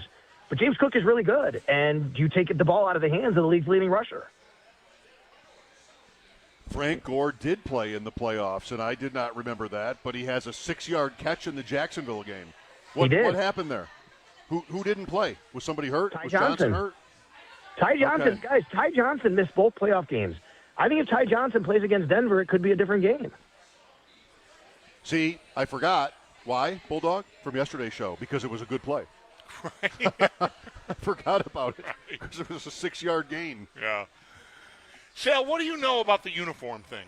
I know this can wait till Monday because that's when it's formally going to be introduced. But I think you and I talked off the air about this a couple of weeks ago and never on the air. But it seems like the gray uniform set with the blue helmet with to my eyes, there's not a buffalo on it, just like a red, the charge symbol on the helmet. It seems like that's going to be what is unveiled on Monday. I don't know if you can confirm that or not, but I'm just curious, like, if you know what they were after with this uniform set, or are you like us only going to find out when they introduce it on Monday? I'll find out then, but I mean, there are definitely clues, right? They have really leaned in, the Bills have, to the Charge logo, including so much, like, when you go to the new stadium, the Charge logo is everywhere. It's even inside the mesh. Like, we were told that a couple of years ago when they were doing the stadium and saying that mesh that surrounds the stadium, the wind confusion, the holes in the mesh aren't holes. They're Charge logos. That's what they are. Like, they've been leaning into that. And there's a lot of signs that there's something that's a big deal for them right now. And then today, I believe on social, I thought I saw they posted something about coming next Monday, and then they had nickels. Right? Nickels. So I think you guys talk about gray. What are they going to call them? Probably call them the nickel uniform or something. Right? I mean, the Buffalo nickel, that's the color. That to me, that's what it seems like. Yeah. It seems like it's going to be. I'm not falling for that. I noticed the I didn't really process it. I'm such an idiot. Like I saw that 10 different times on my feed this morning, and just went, oh yeah, the uniform Monday, and I didn't put the buffalo and the nickel thing together. No, so I'm not super sharp. I didn't think about it for long. Out here in my world, we call that gray. Right. We don't call that nickel. Yeah, we call right. that gray. We'll see. Yeah. Miami announced that, the Bills are kind of like on the back end of this. A lot of teams have announced their uniforms for the whole season already. Miami announced that they're wearing these alternate uniforms for when the Bills are there in Week 17, January 3rd, maybe it is. And I wrote down in my notes, I bet they don't call these black, but they look black. Right. Like it's almost black or something close to black with blue, aqua. Oh no, I think they called it dolphin blue or something. Dolphin blue. I don't know. It's not a new thing. They've had it. That's right. Yeah, they've worn these before. They definitely didn't call it black. No, it can't be called black. But it's not a coincidence. It's not a coincidence they're going to wear that like as late as they can in the winter, not when it's hot out. You know what I mean? Yeah. Right. Midnight blue. It'll only be. They went with midnight blue. It'll only be 77 in Miami on January 3rd, so they won't fry in these. Houston, Week 1. You got the preseason. We're giving away here at Seneca Buffalo Creek today tickets to that preseason opener. That's Carolina, which had a pretty tough injury today at its first day of training Welcome camp. back football. Yeah. Right. That'll be unlike, at least maybe any preseason game since 1973. Since 1973, because people will still called us over the years, remembering that day. Is that Wallace Francis or Washington, whatever it was? Yeah. It was some. I think it was Washington. First day at the stadium, and in this game, I don't imagine the Bills will necessarily play it any differently than any other preseason opener, but it's going to be a lot different. For the fans, it's going to be a lot more festive than your usual preseason opener, I would think. Yeah. Yeah, real quick on that injury. I don't believe it was an edge rusher, right? It's a more of an off-ball linebacker, right? Off-ball linebacker, right? So immediately I started thinking about both Jack Thompson and Matt Milano because of Carolina's connection, Dan Morgan being there as the GM. You know what I mean? Now, it's early enough where I don't know, but I was thinking about that today when that happened. So I don't know how the Bills will play it with, 3 preseason games. You have a different head coach. And they do have those joint practices one joint practice against Cleveland. And I remember in Pittsburgh a couple of years ago, they kind of used the joint practice as really the game itself for the reps, if you will. Because remember the game, there was rain the next day, and Josh Allen didn't play. So they're like, he got a lot of reps yesterday. We don't have to worry about it. Don't put him on a wet field. There's a lot of different ways you could do this. I mean, I know that you'd love to see guys out there in the new stadium. You go to a preseason game, all those kinds of things. But you have to be very aware of and ready and be cautious of injuries. And I don't know. We're going to find out this year what Joe Brady's initial philosophy is on that. We have no idea. And I wouldn't be surprised if we don't see Josh Allen at all. I welcome new conversations about stuff like that. I mean, it wasn't that has nothing to do with whether they should have moved on from Sean McDermott. But, some of these things are going to be a little bit fresh. You'd think with a younger first-time head coach, he'd be more apt to be in the trend of my best guys aren't playing at all. Nobody plays. Right. Right. That wave has cruised around the league. And I say that McDermott did it wrong or anything, but I would bet on that, I guess. That's what I'm saying. I agree with that. On ADP chasing on Tuesday night, one of our guys, Davis Maddock, is gaga for Rams tight end Terrence Ferguson. This is his favorite pick to make late in drafts, and everybody kind of wants to see, because the speculation is he'll be like their wide receiver 3. He's not going to really play tight end. I'm like, Davis, buddy, you're not going to know until Australia. Because McVay doesn't play anybody. He's not showing a single card. Anybody that matters is not playing. And they have to go to Australia. So if anybody, Kittle for San Francisco is one, because now they're talking like he might not be ready. Well, you're not going to fly him to Melbourne, right, if there's any thought that he might not play. Just sort of stay home. Anyway, I digress. Sal, thank you. I'm glad for your day at Darien Lake. It sounds like it was really great. You've survived all the rides. And we'll catch up with you next week. Now it's time for a show and playoff game. It just never ends, baby. Oh, boy. Yep. Good luck. Watch that clock. Make sure you or one of your fellow coaches needs to watch that clock. You have a longer time limit for playoff games. They do bake that in there, so we should be okay. But, yes, it's always something to monitor. Yes, okay. Thank you, Sal. What time is first pitch, Sal? 6 p.m. 6 p.m. All right. Very good.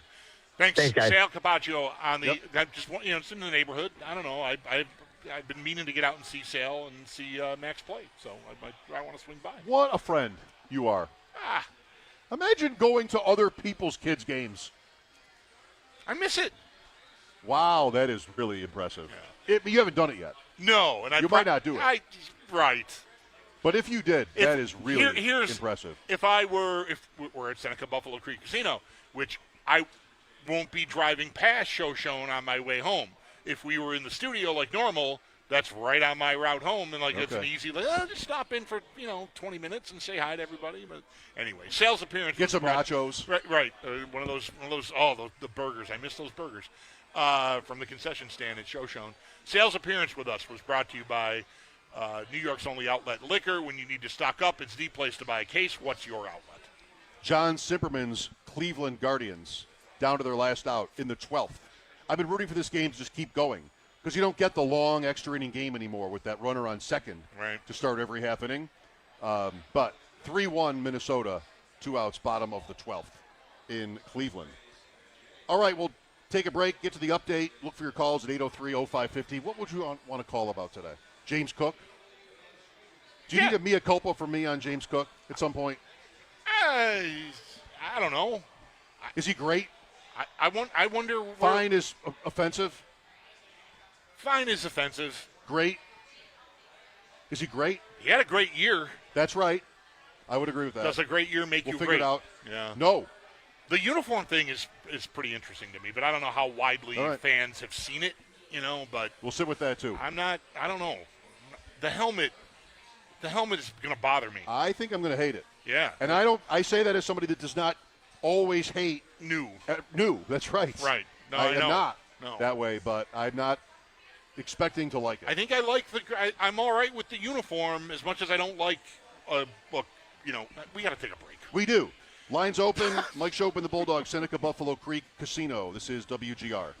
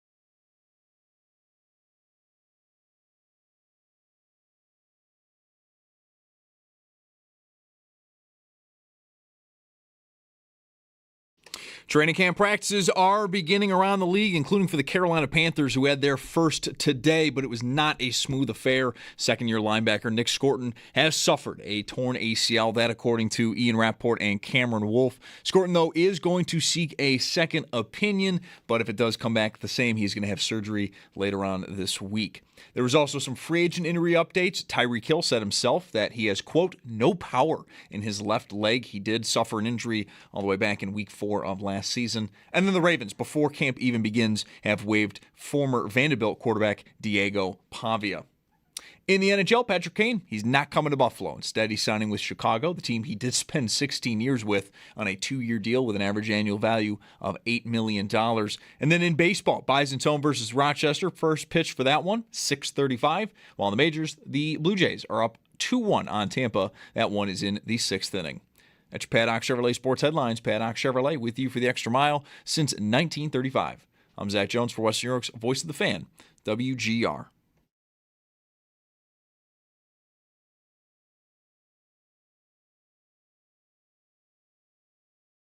And then the other one is the most hyped in pressers by the staff, and I don't believe it. I think that's going to be Keon Coleman. And probably because we've seen this before. We've seen Keon have good off seasons, good camps, earn a lot of praise, and then it doesn't turn into consistency on the field. In fact, it's been very disappointing. Simultaneously, we've heard Joe Brady come out and say that the best thing that ever happened to Keon Coleman was him becoming the head coach. And so I think there's going to be a lot of feeding into his confidence that will exist, but I'm not buying it until I see sustained play on the field. G.I. Joe Marino on Keon Coleman. Mike Schopp and the Bulldog at Seneca Buffalo Creek Casino today, promoting their upcoming football survivor contest. I mean, I'm such an easy mark. I entered twice just now. I gave him my number, my email, my birthday, the signature, my player's card. Found an ATM. I found a working ATM, right. And I'm ready to go. All right. And I entered twice. You can enter 5 times. Mm-hmm. I mean, I'm not a sicko. No right? No one Please tell me that. you agree. I'm not a sicko. No. I think you need to get to to the limit. Or be mad that you can only enter 5 times. That would be sicko behavior. Like you're in here you've got, enough to enter 10 times, right? You've come here with that money and you want to do that, and they tell $500. You can only enter 5 times, and you insist on seeing the manager. And then the manager, Tony, says, I am the manager. And you say, okay, I want to see your manager. And you're just in here yelling. That's sick. That'd be sicko behavior, I'd say. Well, you come in with a friend and you each enter 5 times. Well, that and now you're at 10. Too. I'm sure there will be plenty of that. Yeah. I'm on my own. I entered twice, and I am so ready to dive in to week 1. We already have picks in, by the way, for week 1 from like a month ago, at least. We do? When the schedule came out, yes. Yeah. You picked Chicago. I did. Yes. Okay. -2.5, I think it was, at Carolina. Oh, the closing line value for Bulldog just continues to shoot up with this injury today. What a gift. I mean, you were right on time with that. Yeah. And I'm on Atlanta. Why? At Pittsburgh. I'm glad somebody's keeping track of these things. +2.5. We have by made. someone, I mean you. That's good. Maybe tomorrow we make one more. I believe you. It's Friday. I remember tomorrow. Doing this now. We each locked in one pick. Yeah. For week 1. That clip that we just heard, Joe Marino talking about Coleman. Yeah. I think it might be interesting, maybe even informative. It also could be a mistake to pay any attention to it. But like Joe's talking about there, some of what goes through my mind when he's talking about camp highlights and everybody's raving about him is the plays that the team Twitter account sends out, like highlights of, and there was a lot of that with Coleman. It felt like an effort. Like, let's establish that this guy, we want our fans, who's watching Bill's Twitter, Bills fans. Yes. Right? If not people around the NFL too, but yeah, Bills fans. That's who you're trying to appeal to. So we want Bills fans to see, look, Coleman he's going to be good. They're looking for validation there. It's going to work. Let's get optimistic about Keon Coleman after a uneven at best rookie year. I wonder if that will be the same. Like if this year's training camp comes and it's next Wednesday or Thursday and they're on the field, and if I'm getting super slow-mo highlights of Keon Coleman in the corner of the end zone making a one-handed catch. Well, it's wild to me how maybe relevant that is. Because I'm gullible. So when I hear on our morning show last week that the Winnipeg Jets have tweeted their opening night tweet, fill the building, whatever, and Connor Hellebuck is not in the picture, that means something. Follow up on that. Did you see Sneaky Joe today? The Jets had some fun with LeBron James yesterday. Yes. And so Joe quote tweeted that with tweets including LeBron James from the Winnipeg Jets. 1. Connor Hellebuck still 0. It sounds like Joe. Right. Clever. So, yeah, I mean, I wonder if they'll be in the it might be noticeable if there aren't any highlights. And, like, we're talking to Sal, like, well, Keon Coleman made a great play today over the middle, Where is it, and Bills? we don't see it. Because, like, I wonder, like, Joe Marino, who, we heard that clip already 5 minutes ago, is, telling you there, like, they're pushing him and, that kind of thing. And I just wonder if that'll be status quo or if that's just whoever makes a good play, it gets on there. That's how maybe you think it should work. But I feel like there's always I felt like there was a concerted effort last year to let us know or try to make us know or make us think, oh, yeah, he's coming up. I bought it. One of the reasons I'm making this point is, like, I fell for it. If I fell for it, like it was some, suspicious plan or something. Right. I might be completely... It wasn't the Kennedy assassination. It might just be some 20-year-old intern out there just shooting whatever. Like, look, I got a good shot of Coleman. Like, okay, that's good. Put it out there. Well, I really should know something about that. Not that it would be the same on every team, because, like, there's a couple things I wish I had more access to. I don't need to talk to players. I don't long for that. I don't wish for that at all. I'd love to be in a draft room, even if it's just like private, because it would have to be what are they talking about? What is the stuff they never want out, right? So I'd love that. And then also, this is on a lower scale, but wouldn't you kind of love to know what the limits are or what the directives might be to the person who runs the Twitter account? Like, is it completely random if John Smith, who runs the Twitter account, uses a Coleman highlight? Can he just do that and nobody says doesn't mean anything?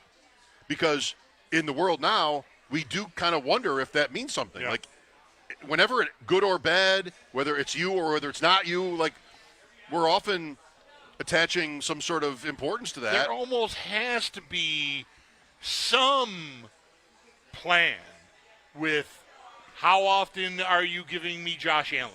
Like, they should want to do that every hour and the hour if they have enough highlights, right? They should want look at what Josh, even the goofy handshake stuff. Like, that I don't think that's by accident. Like, Josh Allen's on your team, you should make sure that you're highlighting that as often as you can, to the point of almost maybe making your fans sick of it. But that's what you should do. And so the Chiefs do that. Right. So I think that's true, probably true. I would believe it to be true. And so if that's the case, then there would, I think, be guardrails the other way too, right? Well, like not overdoing it with someone who, because a part of this, I lost the plot in the middle of what I wanted to say about Marino, because at the end there he talks about Brady, what Brady said, to try to offset how Pagula sounded about him at the news conference. And I have never for 1 second wanted to take that seriously. That Joe Brady says, the best thing that's ever happened to you is that I'm your head coach now. I feel like that's just what you do when you're trying to not absolutely, completely torpedo a guy's value. So we'll see. That's why I'm even bringing it up. I think if they want to put him out front again like they did last summer, that might be telling. And if they don't, that also might be. I'm only saying might be because I don't know.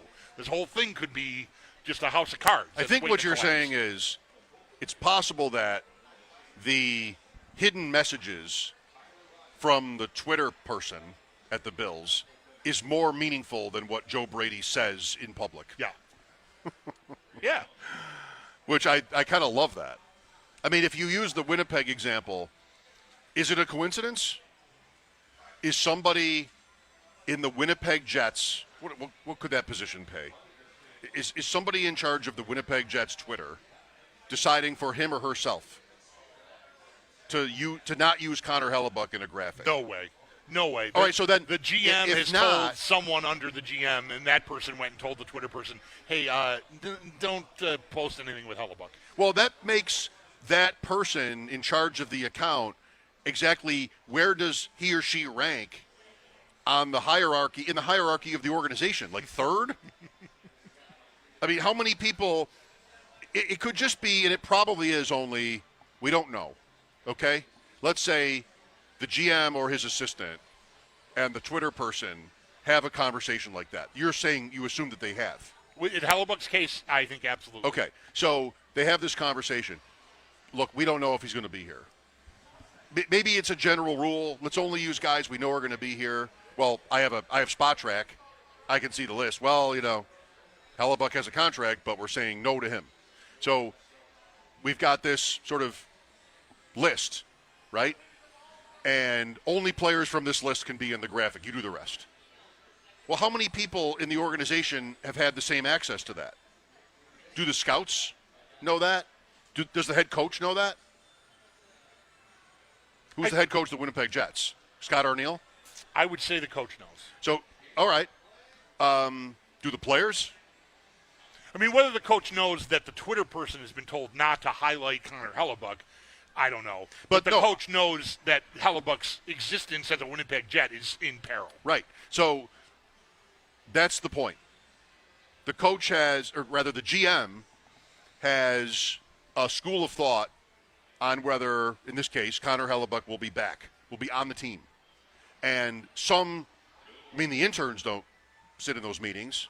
Who doesn't sit in all the marketing people, do they? Does the head of, is that somebody, I'm just asking, is that somebody who rates and, you're trying to sell tickets? Well, we don't know if he's going to be here. Like, that's all really fascinating to me. Yeah. How many people are privy to just the giving credibility to the speculation that, we're talking with teams. We're talking with Buffalo. Like, it might happen. He wants to leave. It's good stuff. 803-0550 to join us. We're at Seneca Buffalo Creek Casino today. Mike Schopp and the Bulldog. This is WGR.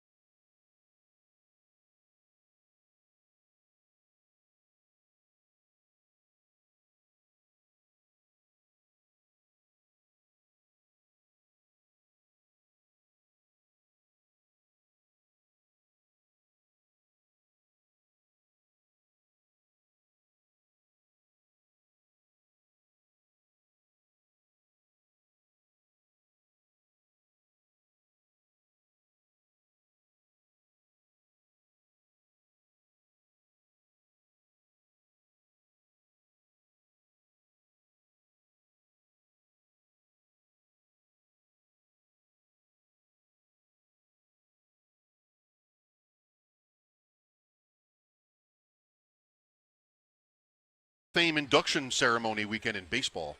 Cooperstown. I did know that. I don't know the class off the top. 3 people. I don't remember. You're going to feel very old. Yeah, that's not uncommon. Jeff Kent. Okay, sure. I mean, wow, right? Yeah. What? Yeah. W-U-T what? Yeah. Jeff Kent. Andrew Jones. Totally, I'm a yes. I don't know numbers on these guys anymore, but I'm just gut instinct, totally yes. That's a easy yes. Jeff Kent is like a, well, you already said like it. A what? What? Yeah. And Carlos Beltran. Oh, okay. Okay. Yeah. Great. You gonna go? No. No? No. Not gonna go to Cooperstown for No. Carlos Beltran, No. Andrew Jones, and Jeff Kent. They're just all too young for us. I should get back there. It's been way too long. It's been since 2001. I went with my friend for the induction, and it was fabulous. Yeah, being there that weekend. it's a great day. Yep. But we're not going this week. No. Let's talk about the new stadium. Mike Schopp and the Bulldog. We're at Seneca Buffalo Creek Casino. This is WGR.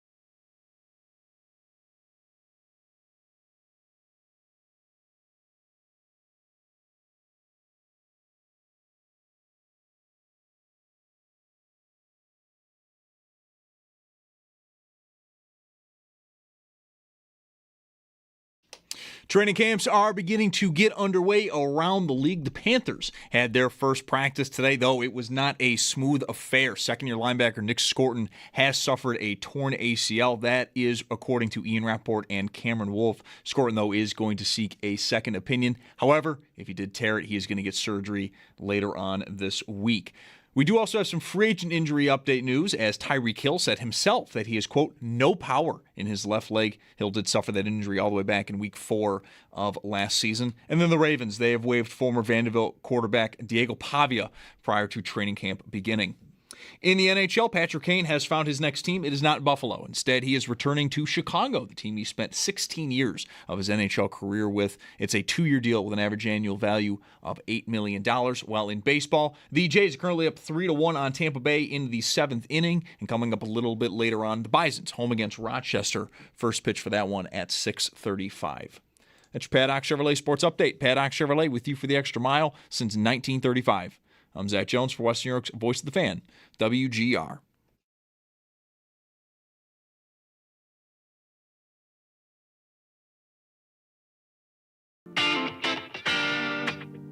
It's Mike Schopp and the Bulldog. I look like a delivery guy. I got this purple hat in the mail yesterday. You're matchy. And I got a purple shirt I'm seeing on the video now, and I look like I work somewhere. The purple shirt, I look like I should be driving a truck. It's Mike Schopp. Like Grimace. Right. Oh, Grimace doesn't wear a purple hat. No, but in fairness to Grimace. But there's a lot of purple. And the Bulldog. I mean, I don't think I'm shaped entirely that similar to Grimace. That's right. That's it's fair. It's closer than I'd like, and the clothes could get you there. It's Mike Schopp and the Bulldog. I'm not body shaming Grimace. I'm just saying, they're a big thing. On WGR Sports Radio 550. Well, that's not from today. You're not wearing purple No. today. I am wearing Pants. Pants. You got long pants on. Well, you said it. You beat me to it. I'm wearing pants. Jeans, even.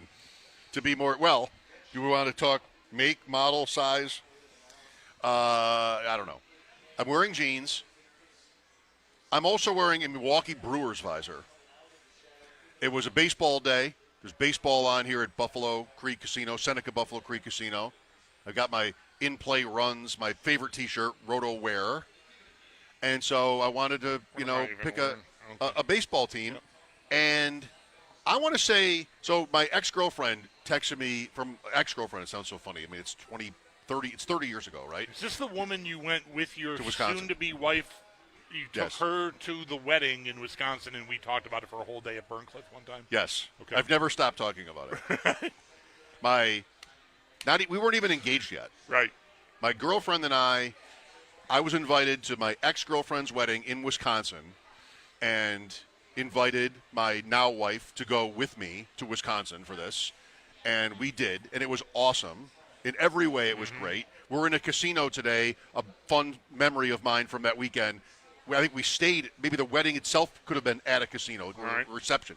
So there's a casino part to that story, too, that I won't go into. But she texted me yesterday a picture of herself and her son at the Brewers game, Brewers-Mets. Mm-hmm. And I'm like, those are the TV seats. When I went on that trip with my now wife, we sat in the TV seats, San Diego, Milwaukee. I looked up the box score yesterday and was just texting with my ex about all of this. And, it hit me like I kind of wanted to make this point, but I'm not really a fan at all or that especially up on how they do it. Have you noticed that for the last several years, the Milwaukee Brewers are always excellent? It seems like they're good. Yeah. They've been excellent. Yeah. I think they've made the playoffs 7 of the last 8 years, Milwaukee. Yeah. And they're running away this year, too. And I've not looked. Like, there's not a new strategy there. They're more Tampa than they are the Yankees. Yes. Right? Like, it's more on the edges, I would imagine. I've heard that this goes back to a RotoWire podcast I was listening to.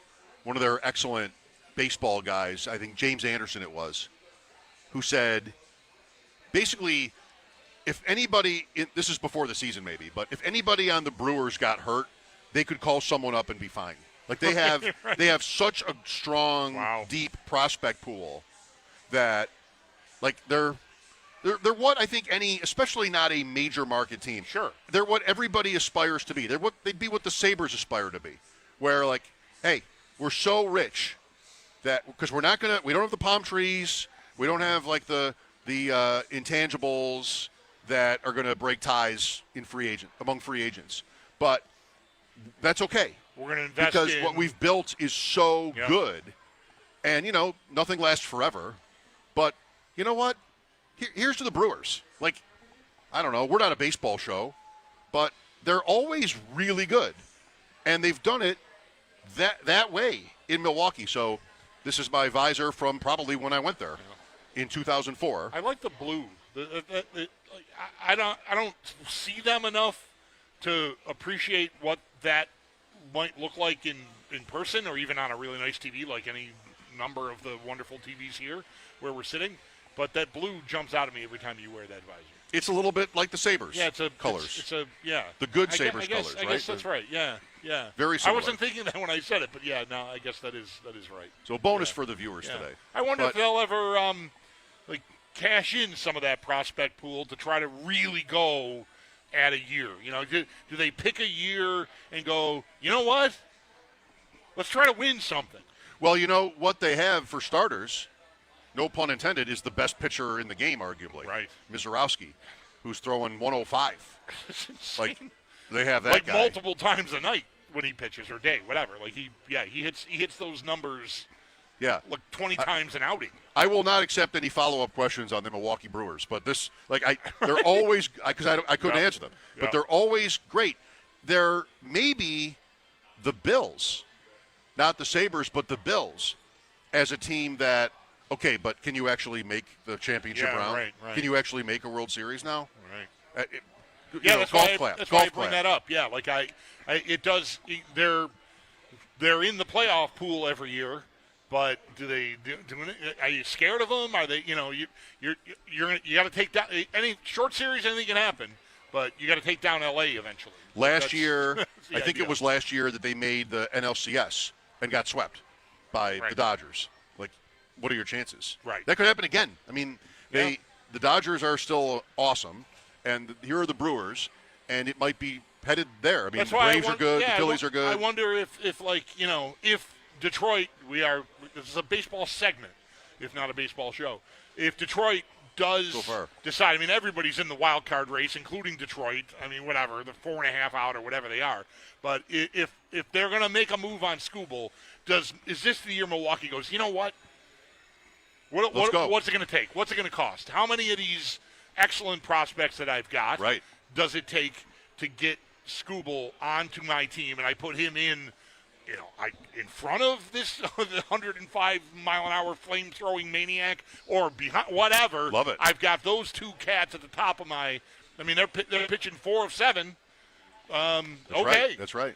Maybe now's the time. Let's go, Brewers. You know who the favorite is to get Skubal? L.A. Of course. Go figure. Of course.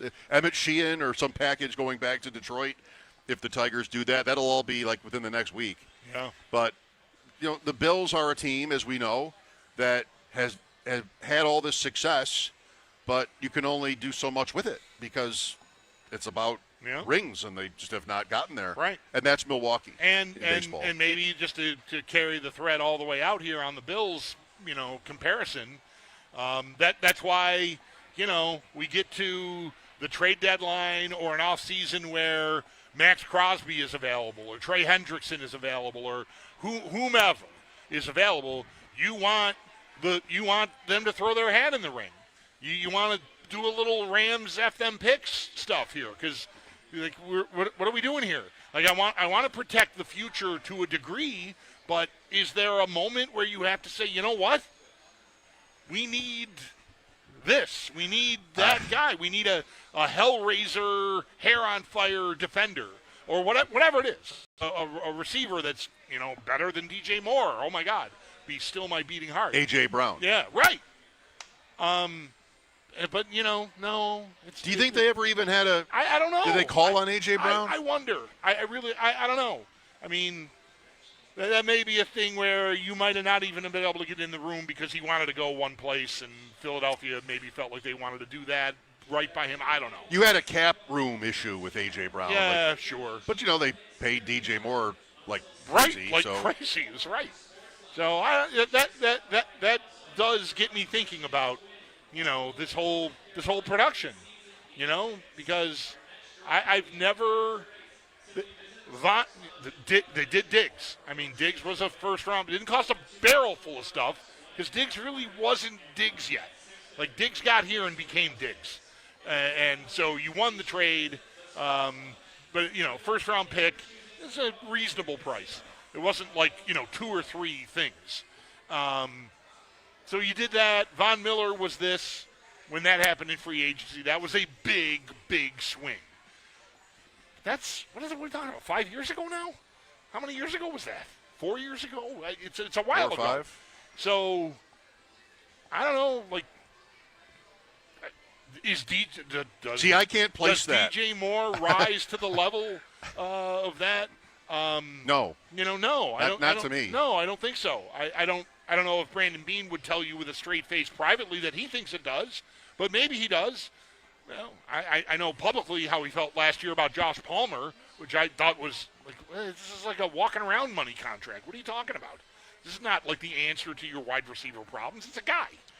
Von Miller was 22, so 4 years ago, and then 3 years with the Bills. Last year he was in Washington. Played 17 games for Washington last year. A lot of sacks. Well, 9 sacks. 9? Okay. Yeah. That's not a lot. More than he had here ever. Yeah, right. He had 8 here his first year. Yeah, and got hurt. Yeah, right. He was on the way to double digits for sure, I think, that year before he got hurt.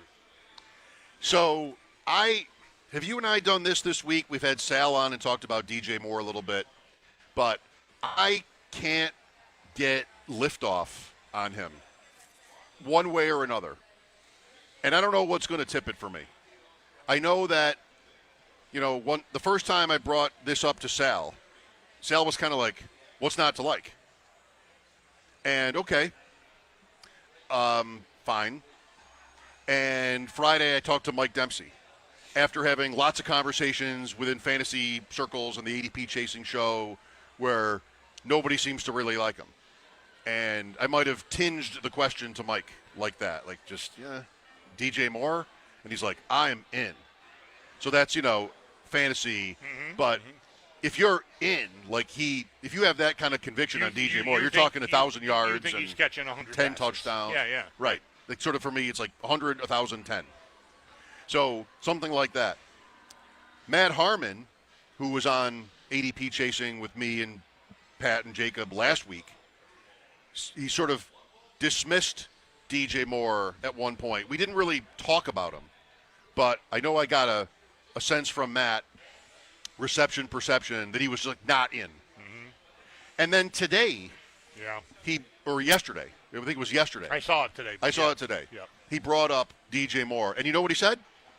Like, I can't really decide either. Like, he said, here are the routes where he's strong, and it didn't fit perfectly with Ben Johnson. So there's that reason at least to be optimistic about him. But other things, turn you the other way. So anyway, that is exactly how, well, not exactly, but it's basically how I feel about this, where not even with like the second round pick and the $40 million, like not even considering the cost. No, just in a vacuum. Is it going to work? Yeah. So I'm grasping when it comes to him. Like I want to have. I'm not drafting him. I guess I could say that. Like I'll draft Carnell Tate instead, or Jamison Williams instead. Some of those guys who go in the same range, or a running back instead. Bashal Tootin. Like I'm not. But that usually happens to me with the Bills, and I feel like because I never wanted to draft James Cook. I would draft Diggs. Pete Diggs, I love drafting him. Like that was like a late first round pick. Anyway, DJ Moore is what? It's complicated. What are the factors? Thinking about how I just revisited, just looking at what Matt posted about him, and I think maybe the biggest unknown, because anyone can guess at. Well, did he fit with Chicago? They had other guys. Like, is he slowing down? Is he deteriorating? Is he a diminishing asset? and that's when I decided to buy him. That's why he was available. Or was he just squeezed out, too much money, younger guys, better guys? But, like, what explains 2 years in a row where his production has gone the wrong way? So you can just hope it's a better circumstance. But that next page is, okay, well, what is this circumstance? And the Bills, by design, I guess, got out of the number one receiver business when they traded Diggs, and they flew the everybody eats flag. And even while Diggs was still here, the offense changed. He became less of a focal point. Khalil Shakir out-targeted him after Brady took over. So you've got all that, and the question, I think, becomes, was everybody eats out of necessity / convenience? Like, this is our receiving core. We had to divest ourselves of Diggs, and so we're just going to make do, so everybody eats, Or is that really, like, how is Brady going to use a number one receiver? Like, does he want to feed somebody? Or does he really like everybody eats? Does he think does Allen like everybody? Like, I don't know. Like, they sounded like it. Somebody brought this up one day, I think, in a couple of weeks we were apart, and maybe I was with Nate, and the guy was like, I don't want Allen feeling like he's got to feed a guy. And I think that could mess him up. And I'm like, do you remember what it was like when Diggs was here? Like, when Diggs was featured, like, he got open all the time. It was pretty good. And Allen fed him. Like, I don't think Allen's going to feel hamstrung at all. If DJ Moore can get open regularly, and they're designing plays to help him get open regularly, I think he will feed him.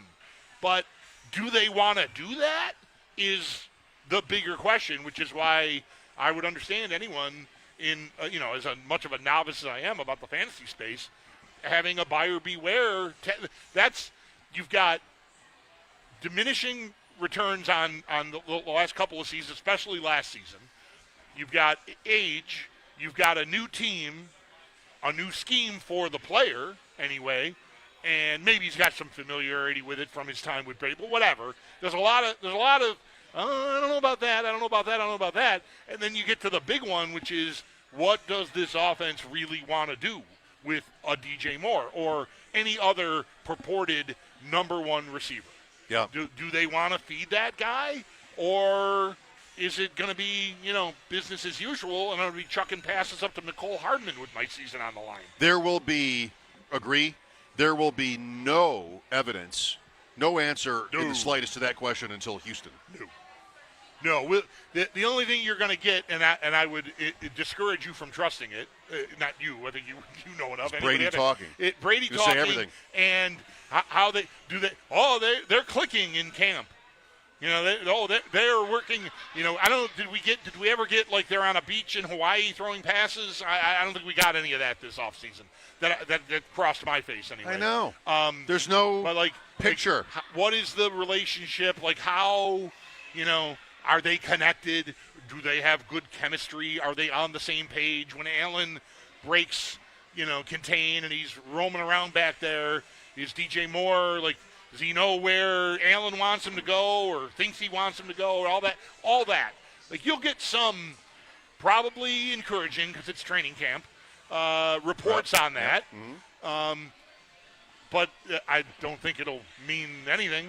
So, yeah, it'll be September before we have a clue.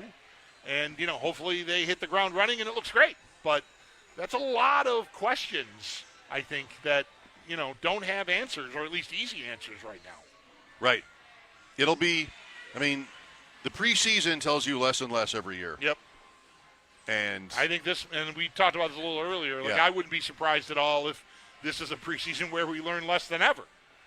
It should be. What's less than nothing? I don't know, nothing from nothing. I'm Billy Preston over here. But Billy Preston. Has the show ever sounded older? Get back. So it's a lot. It's a lot to sort of weed through to get to, he's going to hit. I don't know. Just to say one more thing in terms of fantasy drafts, it's not that expensive. Like, picking DJ Moore is not criminal where he goes. It's the end of the 5th round. It's not that expensive. The guys I mentioned, all right, well, you don't have to see them having great years either. Jameson Williams is a wild card. Tate is a rookie, and whoever else, like Odunze is in that kind of cluster of players. It's not like it's not the 12th round either, but it's not like so risky to do it. There probably is a pretty good floor for DJ Moore. I mean, maybe last year's season he had 50 catches. Was it 7 touchdowns, whatever he had? And it was his lowest lowest year production wise. That kind of season has to be the floor for him in this situation. I mean, if he comes in under that, if healthy, forget it. And if that's what you get, then this is a disaster. Right. It was not a win if you do that. No. Well, that's where the cost does come back to be pertinent. This is the I move. did this for that. This is the move in the spotlight this year for Bean. Clearly, it's the DJ Moore trade. He didn't use a first-round pick. He traded out. TJ Parker asked Sal, what rookies are you interested in? Well, he's not even at the top of the list. He's on to the Saturday guys. Yeah, right. Right. So this is the move. I mean, they didn't do a lot else. The veteran DBs, I guess. This is where it's right in the spotlight at a position where Bean has gotten so much heat. And, there's your coaching change. There's your promotion if you want it. And now you have this move. And, he doesn't call the plays, but he'd like it probably pretty good if they threw the ball to DJ Moore 10 times a game. Boy, I would think any guy, any GM, this is not a commentary on what I think or don't think of Brandon Bean, but you put yourself out there like that, considering, what last year was like and the call-in after the draft and all of that. Boy, he would love to be able to take a victory lap on a receiver that really hits, So, I don't think that creates any kind of pressure for the coach, I don't think. I got to make sure DJ Moore works. I mean, if DJ Moore works, it's going to be because he gets open and Allen can find him, and, that's it. There's not going to be anything more or less than that to it, but that's got to all happen, It is, can I go back to, add another layer to the, question mark stuff? A big part of the disconnect that at least what I've read about in Chicago was that off script, he did not flourish with Williams, and Williams is a very off script quarterback, maybe more even off script than Allen is. But Allen is plenty of that. I mean, he is going to get out of there and, be rolling to his right and gesturing with his left arm. And is that something that he is good at? Scramble drill, whatever they call it. Is that a strong suit of his? It certainly was not last year in Chicago, from what I've ascertained. That was a big part of the trouble there, is that he couldn't seem to get connected with Williams on those plays. I don't know, maybe that gets exaggerated just because of the one interception late in the playoffs that looked like Moore they just weren't on the same page. He thought to zig and Williams thought he was going to zag or whatever happened there. So maybe that just took on a life of its own to an extent and exaggerated it, but it's something to watch out for, I think, for sure. He's had a fine career, and he's in a position where perhaps he can erase any doubts about, his talent, because he's got Allen now. He's had quarterback tougher situations, often much tougher over the course of his career. There's two particular plays I remember him for, and this isn't fair to him at all, but it's what happens. One is when he walked off the field during a play with the Bears 2 years ago. I'm just going to walk off. During the play, you see him at the top of the screen. He just walks off the field during the play. I remember that. What's that?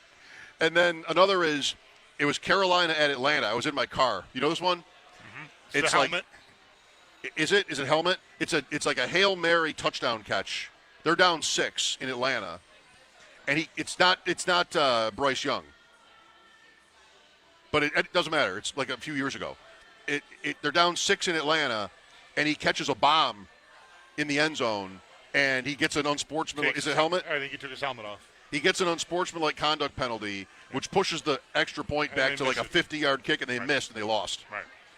I thought that was New Orleans, not Atlanta. Atlanta. But okay, all right. Because I was listening to the Falcons I know that broadcast. story. Yep. That's not. It's not fair at all tough to the guy. moment. He's had a fine career. It's a tough moment. Yeah. Keep it together there, buddy. Right? Like, I mean, if you had to walk off the field, if you got to go, you got to go. But, I mean, just not the time to lose your mind. Mm-hmm. And it probably cost him the game. Who was that quarterback? P.J. Walker was that quarterback for Carolina. P.J. Walker. Asked and answered. Look at that. Mike Schopp and the Bulldog at Seneca Buffalo Creek Casino. I know I said before, let's talk about the new stadium. Let's do that tomorrow when maybe people can call in and we can hear. Good plan. You know, because that should be more interactive than what we got going today. That's probably right. We're here for the not official launch. It's been open, but their survivor pool. We'll tell you more about it. I'm in 2 times. I can't wait. Week 1.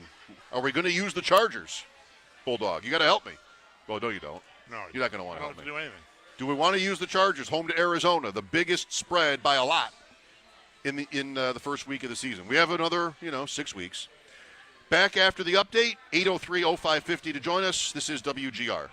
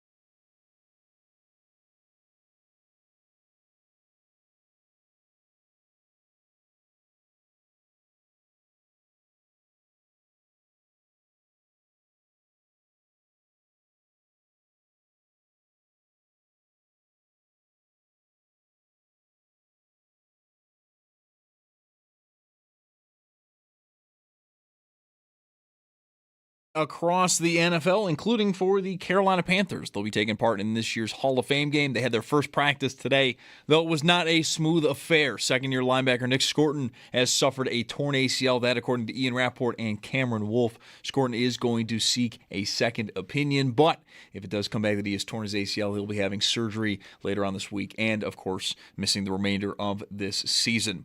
We do have some free agent injury news. Tyreek Hill said on his YouTube channel last night that he has, quote, no power in his left leg. Hill did suffer that injury all the way back in week 4 of last season. And the Ravens, they have waived former Vanderbilt quarterback Diego Pavia prior to training camp.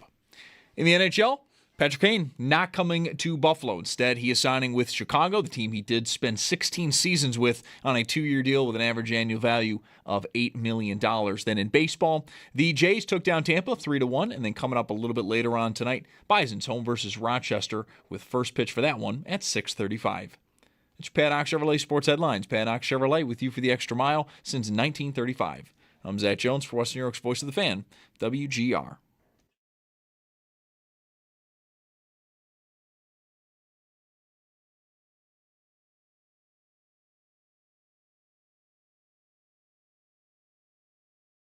I was a little overzealous when I said the Bills was a top 2 on that list, but I do feel like they can either be 1 or 2 when the season ends. I understand, because they look at talent. Most people look at football and they say, oh, this guy had 1,500 yards. This guy had 1,800. This guy led the league in touchdowns. So they're the best. And I don't necessarily see it like that. I see it based on your team's success and how you fit in to that success. That is former Bills great. Bills great. 3 straight 1,000-yard seasons. Stevie Johnson talking about the I said I went for effect there. It's a talk show. Stevie Johnson talking about you didn't hear the clip. Mike just walked back. I'm late. I'm doing all this. You were here entering contests. contests. You were here on time. You just didn't hear the clip. Stevie Johnson said on Twitter, I guess, recently, that he thought the Bills had the top 2, second best receiving room in the league. I saw that. Come on. So that was he did say the start of the clip is like I got a little overzealous. He thinks Shakir is a lot better than most of the world does. Yeah. So I think I started following him when I met him at a Seneca casino for that blackjack tournament, right.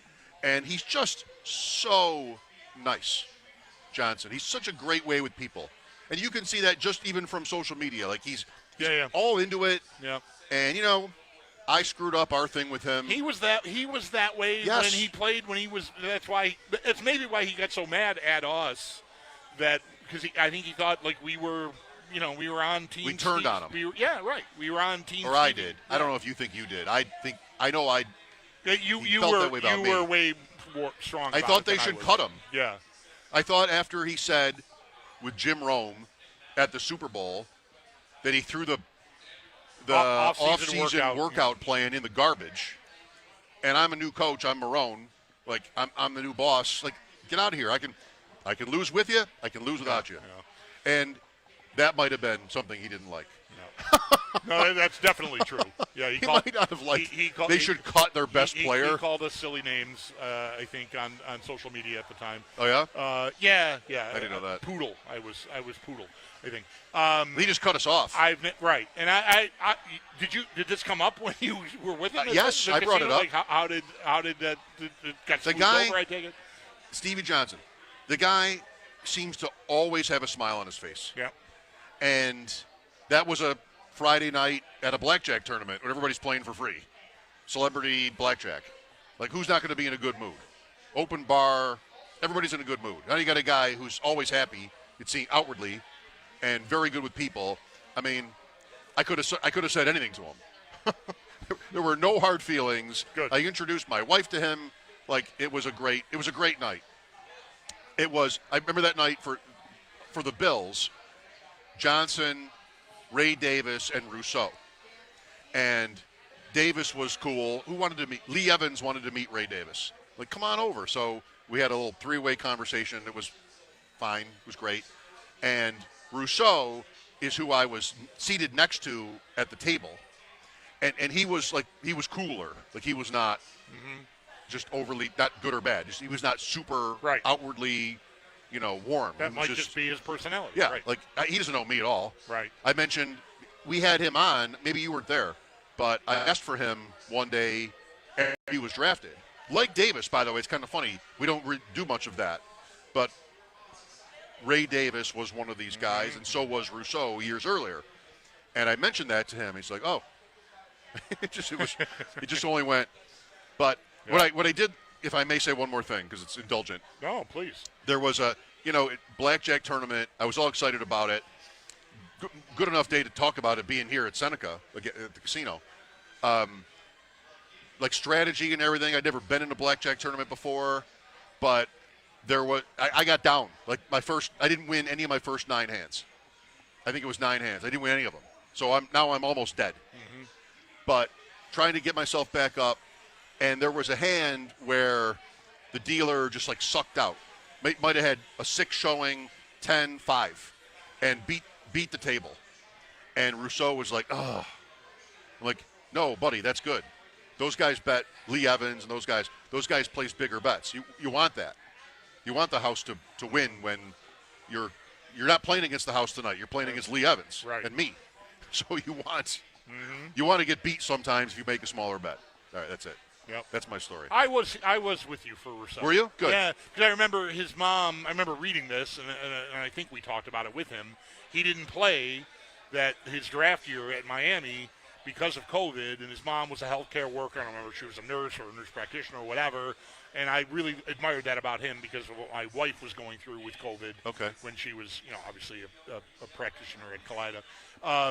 So I felt like I really admired that about him, that he was able to. He said, I don't feel like it would be right to be playing with this situation. Cool.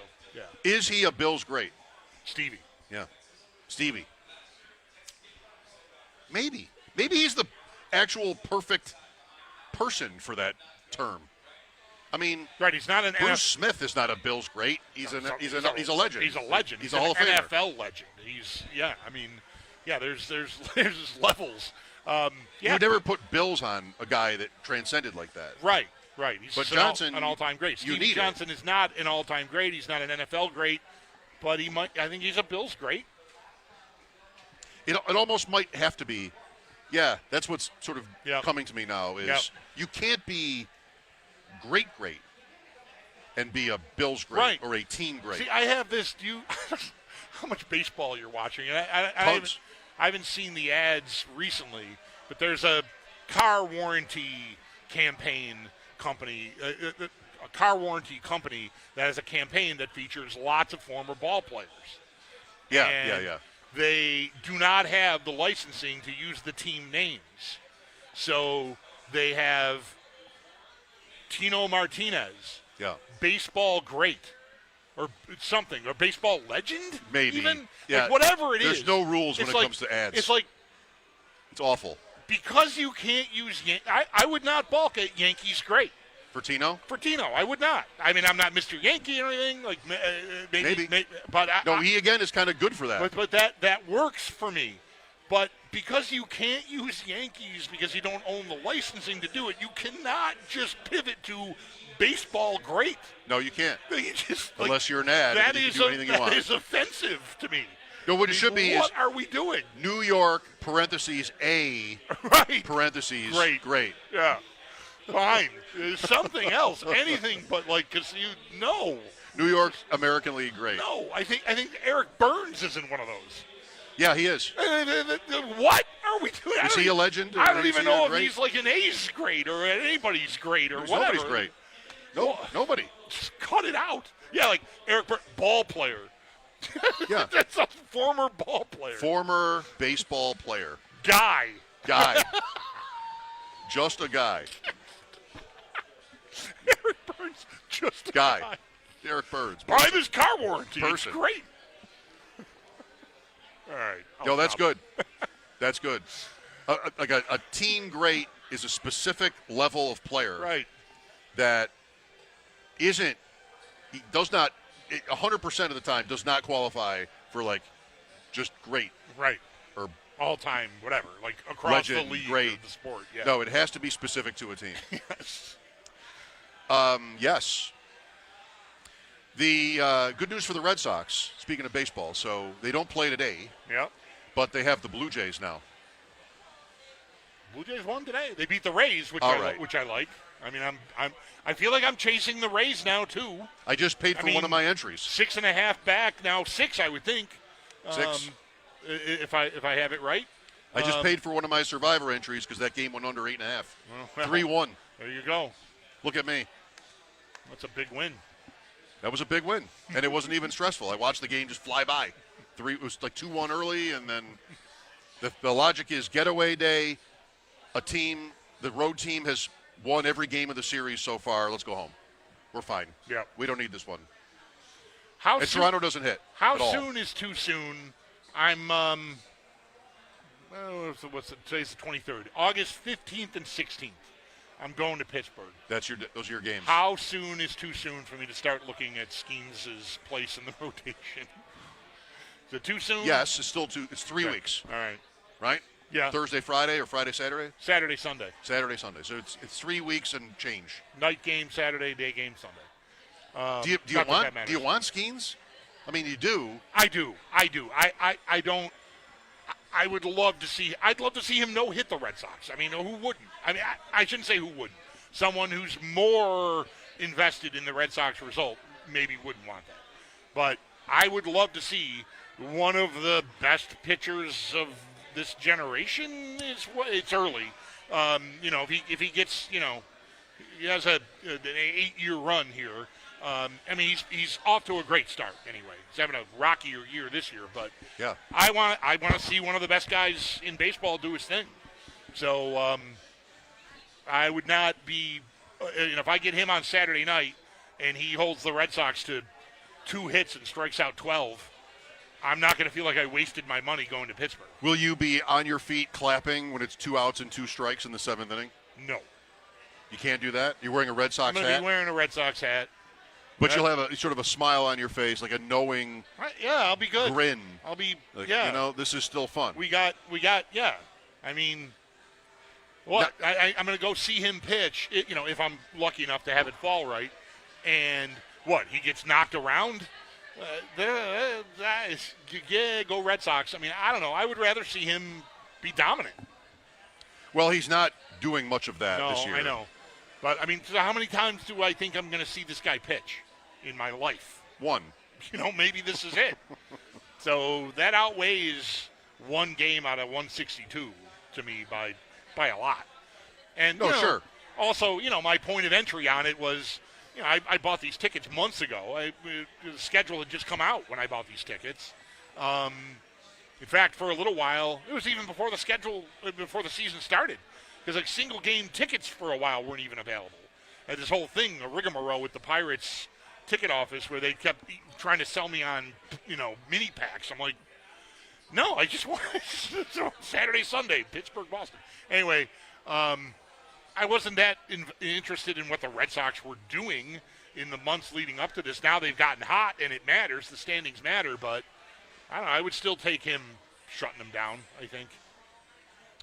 Well, it's in my opinion, to your question, too early to start tracking that, but it could work out.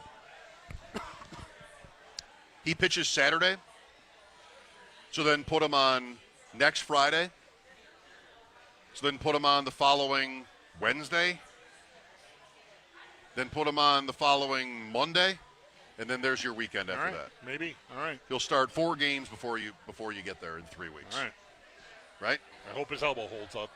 I mean, there'll be rainouts. Right. There'll be, whatever adjustments, but they're contending. Yep. So there's none of that to worry about. They're not 20 games under where they could, not trade him, but shut him down. Yeah, no, I think they're in it. Yeah, they're gonna ride him for sure. Yeah. They're in it, and I'll have a very easy time glomming onto them to root for them if it continues. It's a great lineup. You got that guy. It's a great ballpark. Great ballpark, friends. It's 4 hours away. Last year it kind of did that with the Jays. And, I ended up sitting at the World Series. Right. And now they're terrible. So it's, I mean, shoot your shot. Pounce when you can. Right. Very cool, though. Paul Skeens pitching against the Cubs in Pittsburgh. Cubs in Pittsburgh this weekend. The Cubs are home to the Yankees next weekend, and I might be there. All right. For that. So there's your Cubs update. From Seneca Buffalo Creek Casino, Mike Schopp and the Bulldog, thanks for listening. This is WGR.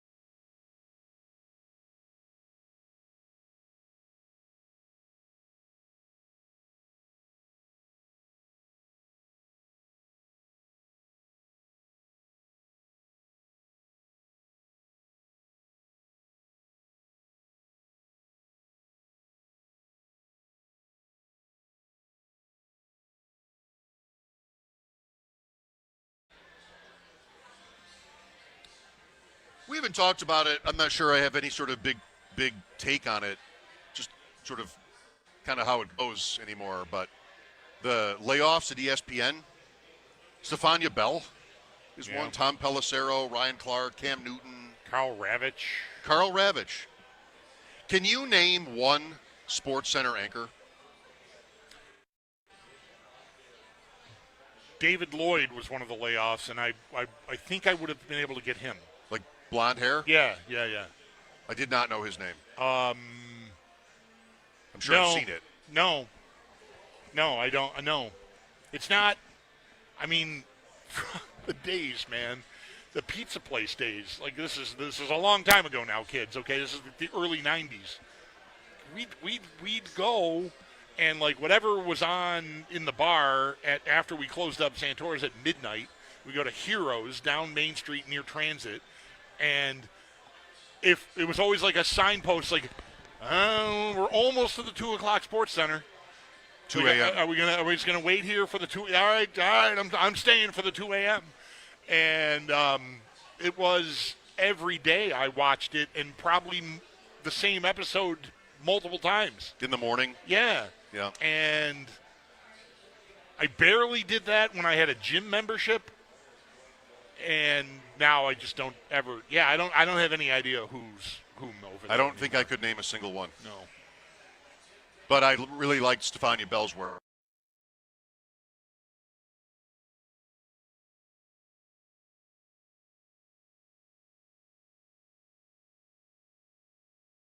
Quick time out here. We'll be right back. This is WGR.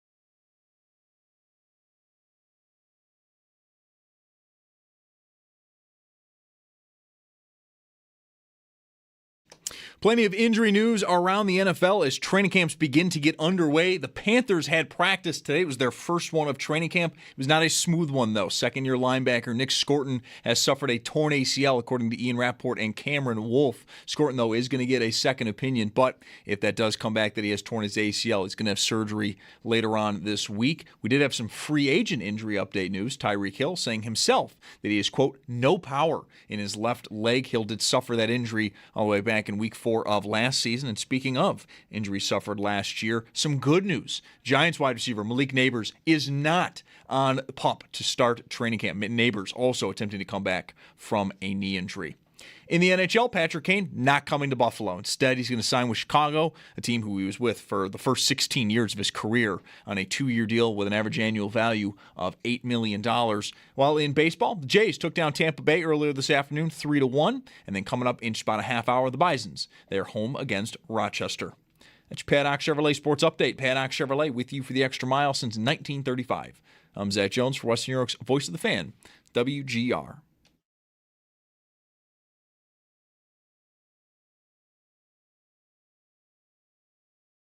It's Mike Schopp. We were having a very serious conversation about mayonnaise here. And the Bulldog. And don't even talk to me about weed. On WGR, Sports Radio 550.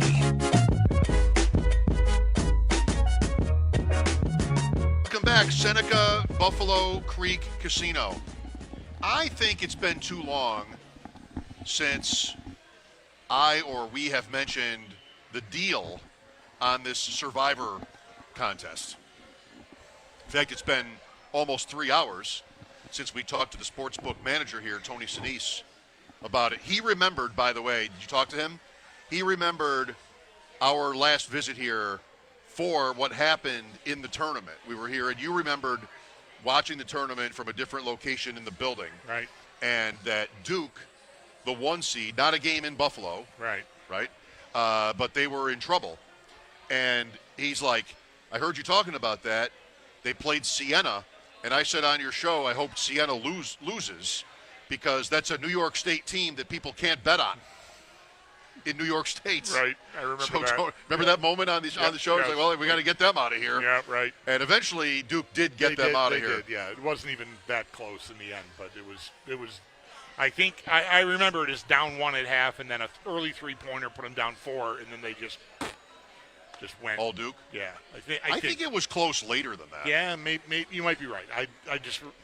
I'm not even sure about this 1.4 point thing. Not like it matters, but that's what I have in my head. Well, and that could be dangerous. Today's as good a day as any, but the Survivor contest for the upcoming season, the deadline to register is the night before that first Sunday. So September 12th, 9 o'clock that night, unless you're going with one of the 2 games earlier in the week, which I could see getting to Seattle in a Survivor contest and New England in the first game. I could see getting there. But otherwise, you have until the Saturday night, and you make the picks here. It's $50 to enter. There's a guaranteed minimum $10,000 cash payout to the winner. Survivor pools are usually like one last man standing. Last year, apparently, there were 3. One from each casino. Allegheny, Niagara Falls, and downtown. Yeah. Right. So they split it 3 ways. But this tournament's bigger than last year's, and you have to make your picks here. So or wherever you sign up. Right? You can't do it. You don't do it online. Right. You do it on site. And I don't know if you can see it, even better if you're watching the stream. Otherwise, here was what it sounds like. This is the official form.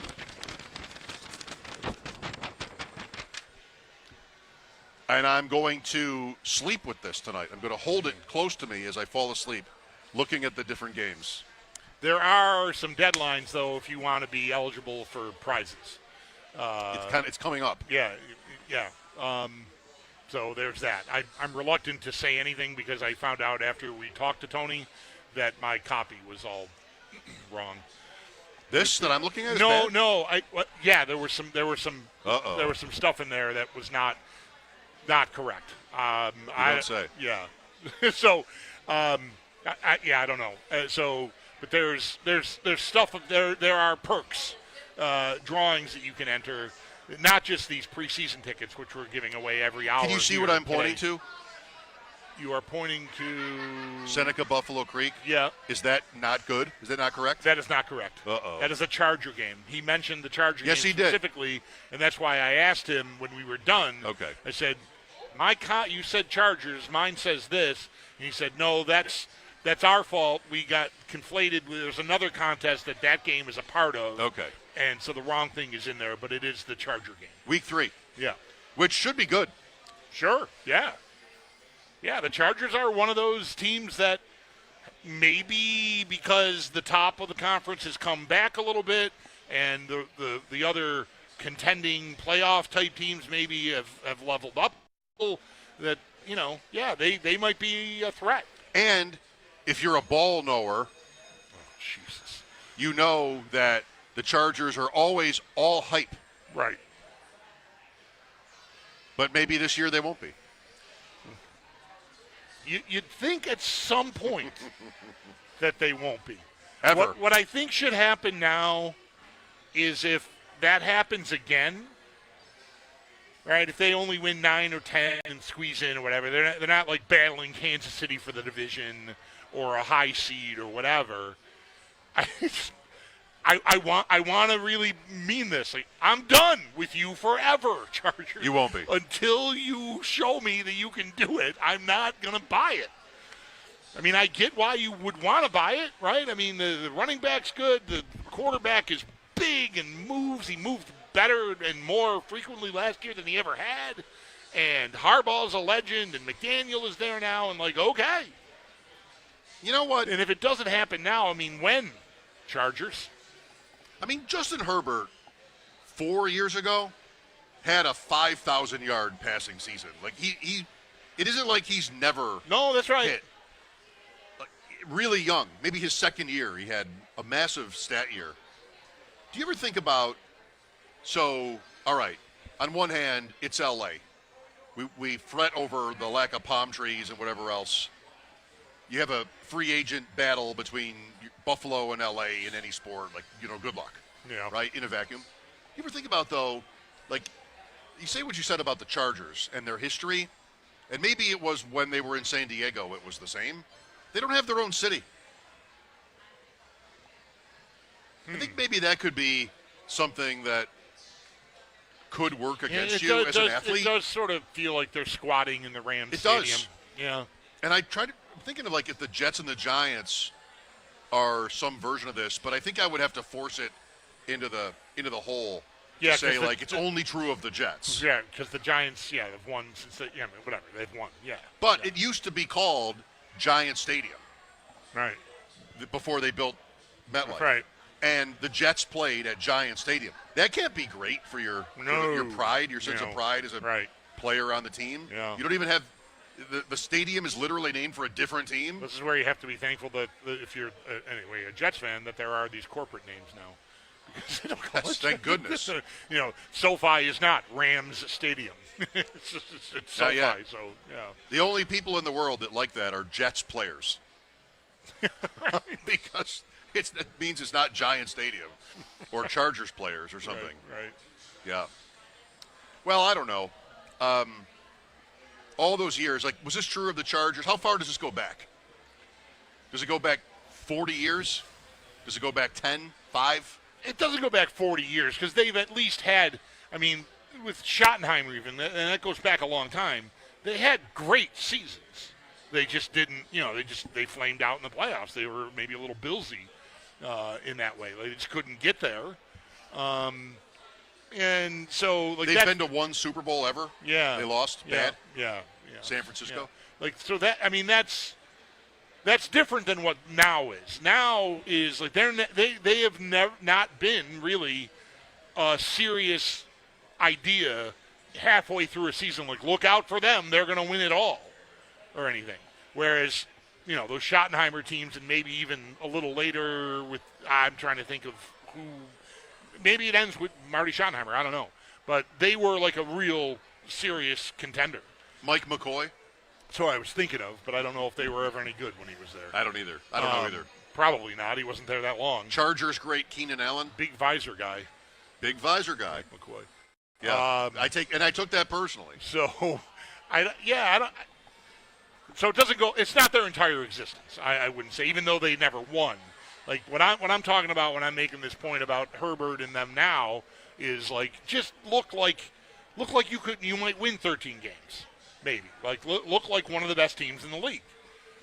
Graduate to that level instead of always just chasing the teams at the top. And maybe they will do it this year. But if they don't, I'm done. Anthony Lynn. Oh, yeah. Anthony Lynn, yeah. All right. What about him?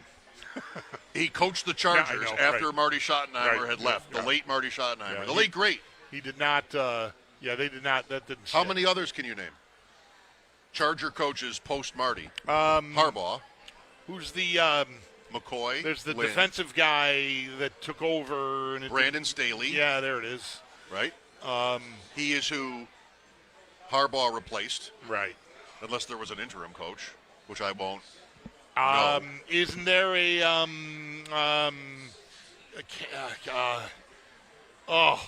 Cam Cameron? Yeah. That's a guy, right? That's a guy. Dolphins. Yeah, it's not Chargers. Maybe Chargers.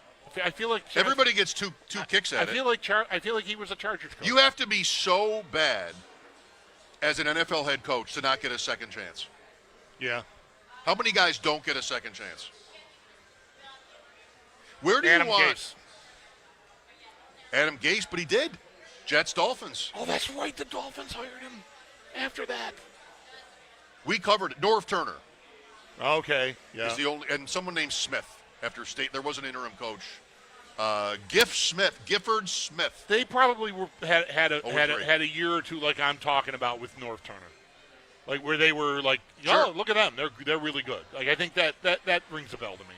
So that's a little bit Bills adjacent as I'm looking at their history, because Schottenheimer 5 years, they were 14-2, his 5th year, and they lost in the divisional round. I think that might be, is that Indianapolis or the Jets?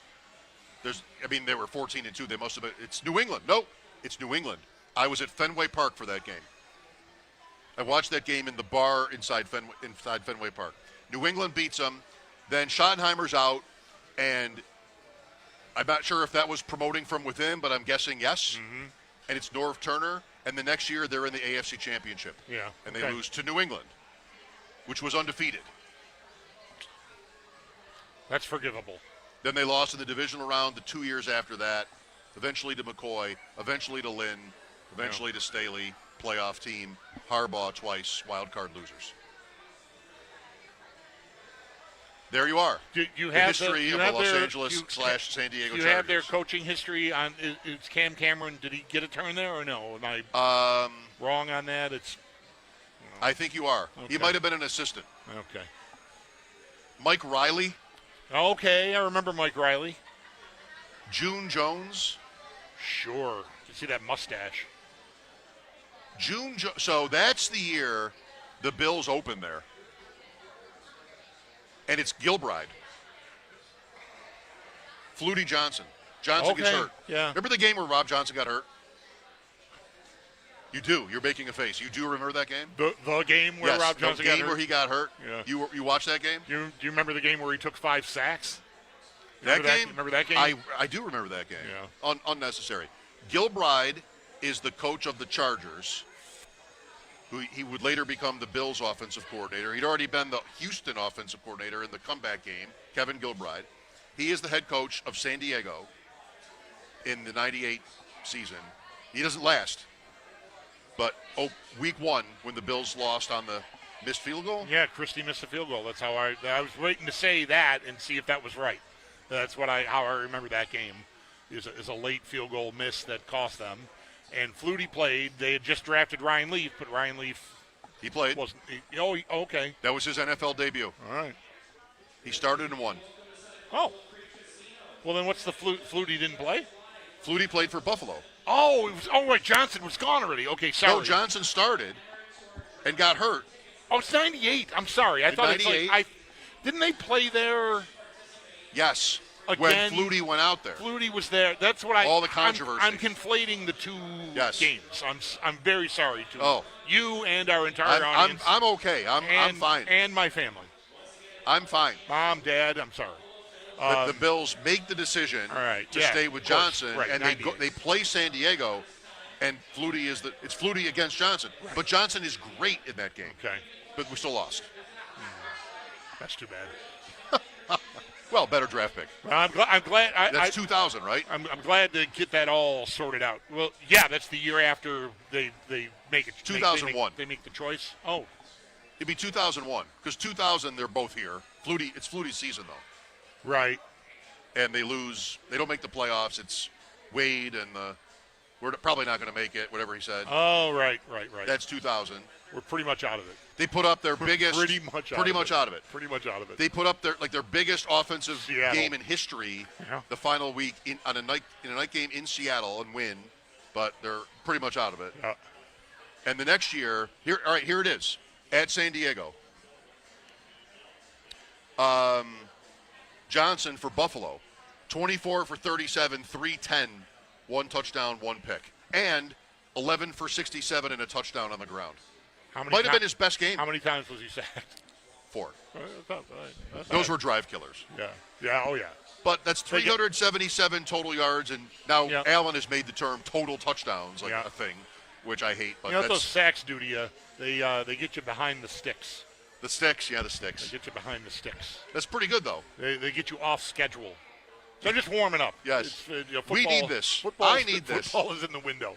Off schedule. Off schedule. Behind the sticks. Oh, the sticks. I can't wait for behind the sticks. The red area.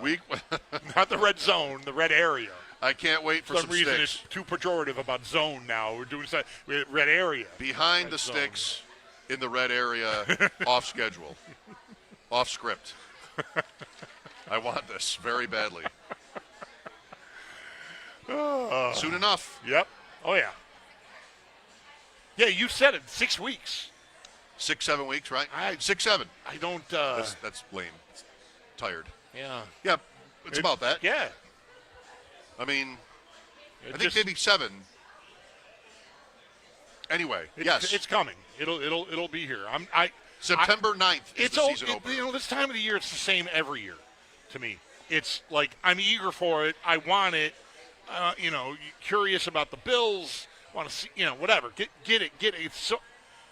I also don't want to have to stop playing golf. Not that stops immediately when the football starts. I mean, there's still a couple of good months. But it's just like, don't rush me through the thing, right? But, here we go. I think about that even in terms of football alone. Because, camp. So, drafts and matchups and news, camp. Then, like, the third day of camp, like, this means nothing. Right. Yeah. It's one of those, all those, fake starts, kind of. They are. I mean, by the third day of camp. Right. I don't want to hear about how Frank Gore Jr. busted a run. Right. I'll be exhausted. No, by the listen. third day. I was there. I'm telling you. Even if they were live tackling, he would have scored. Okay, great. I know. Thank you. Poor Sal. I promise you I will not take it out on him. At least maybe once I'll crack and do it. It's not his fault. Yeah. But, we'll get to camp because bated breath. We can't wait. We're finally there. And then we'll get there and we'll just make fun of it mostly. Yeah. When's the next thing? Well, the preseason starts. Great. Yeah, right. Oh, and then we'll make fun of that. It's 8:30 on the night of the Hall of Fame game, and I want to put a bullet in my TV. I think the Hall of Fame game is probably 2 weeks from tonight. That sounds right. Carolina, Arizona. Two of the most storied franchises in the history of the sport. Larry Fitzgerald. And someone, Kuechly, I don't know, someone from Carolina. It's always like guys go in from. Yeah, right. Kuechly's got to make sense. That could be right. Oh, yeah.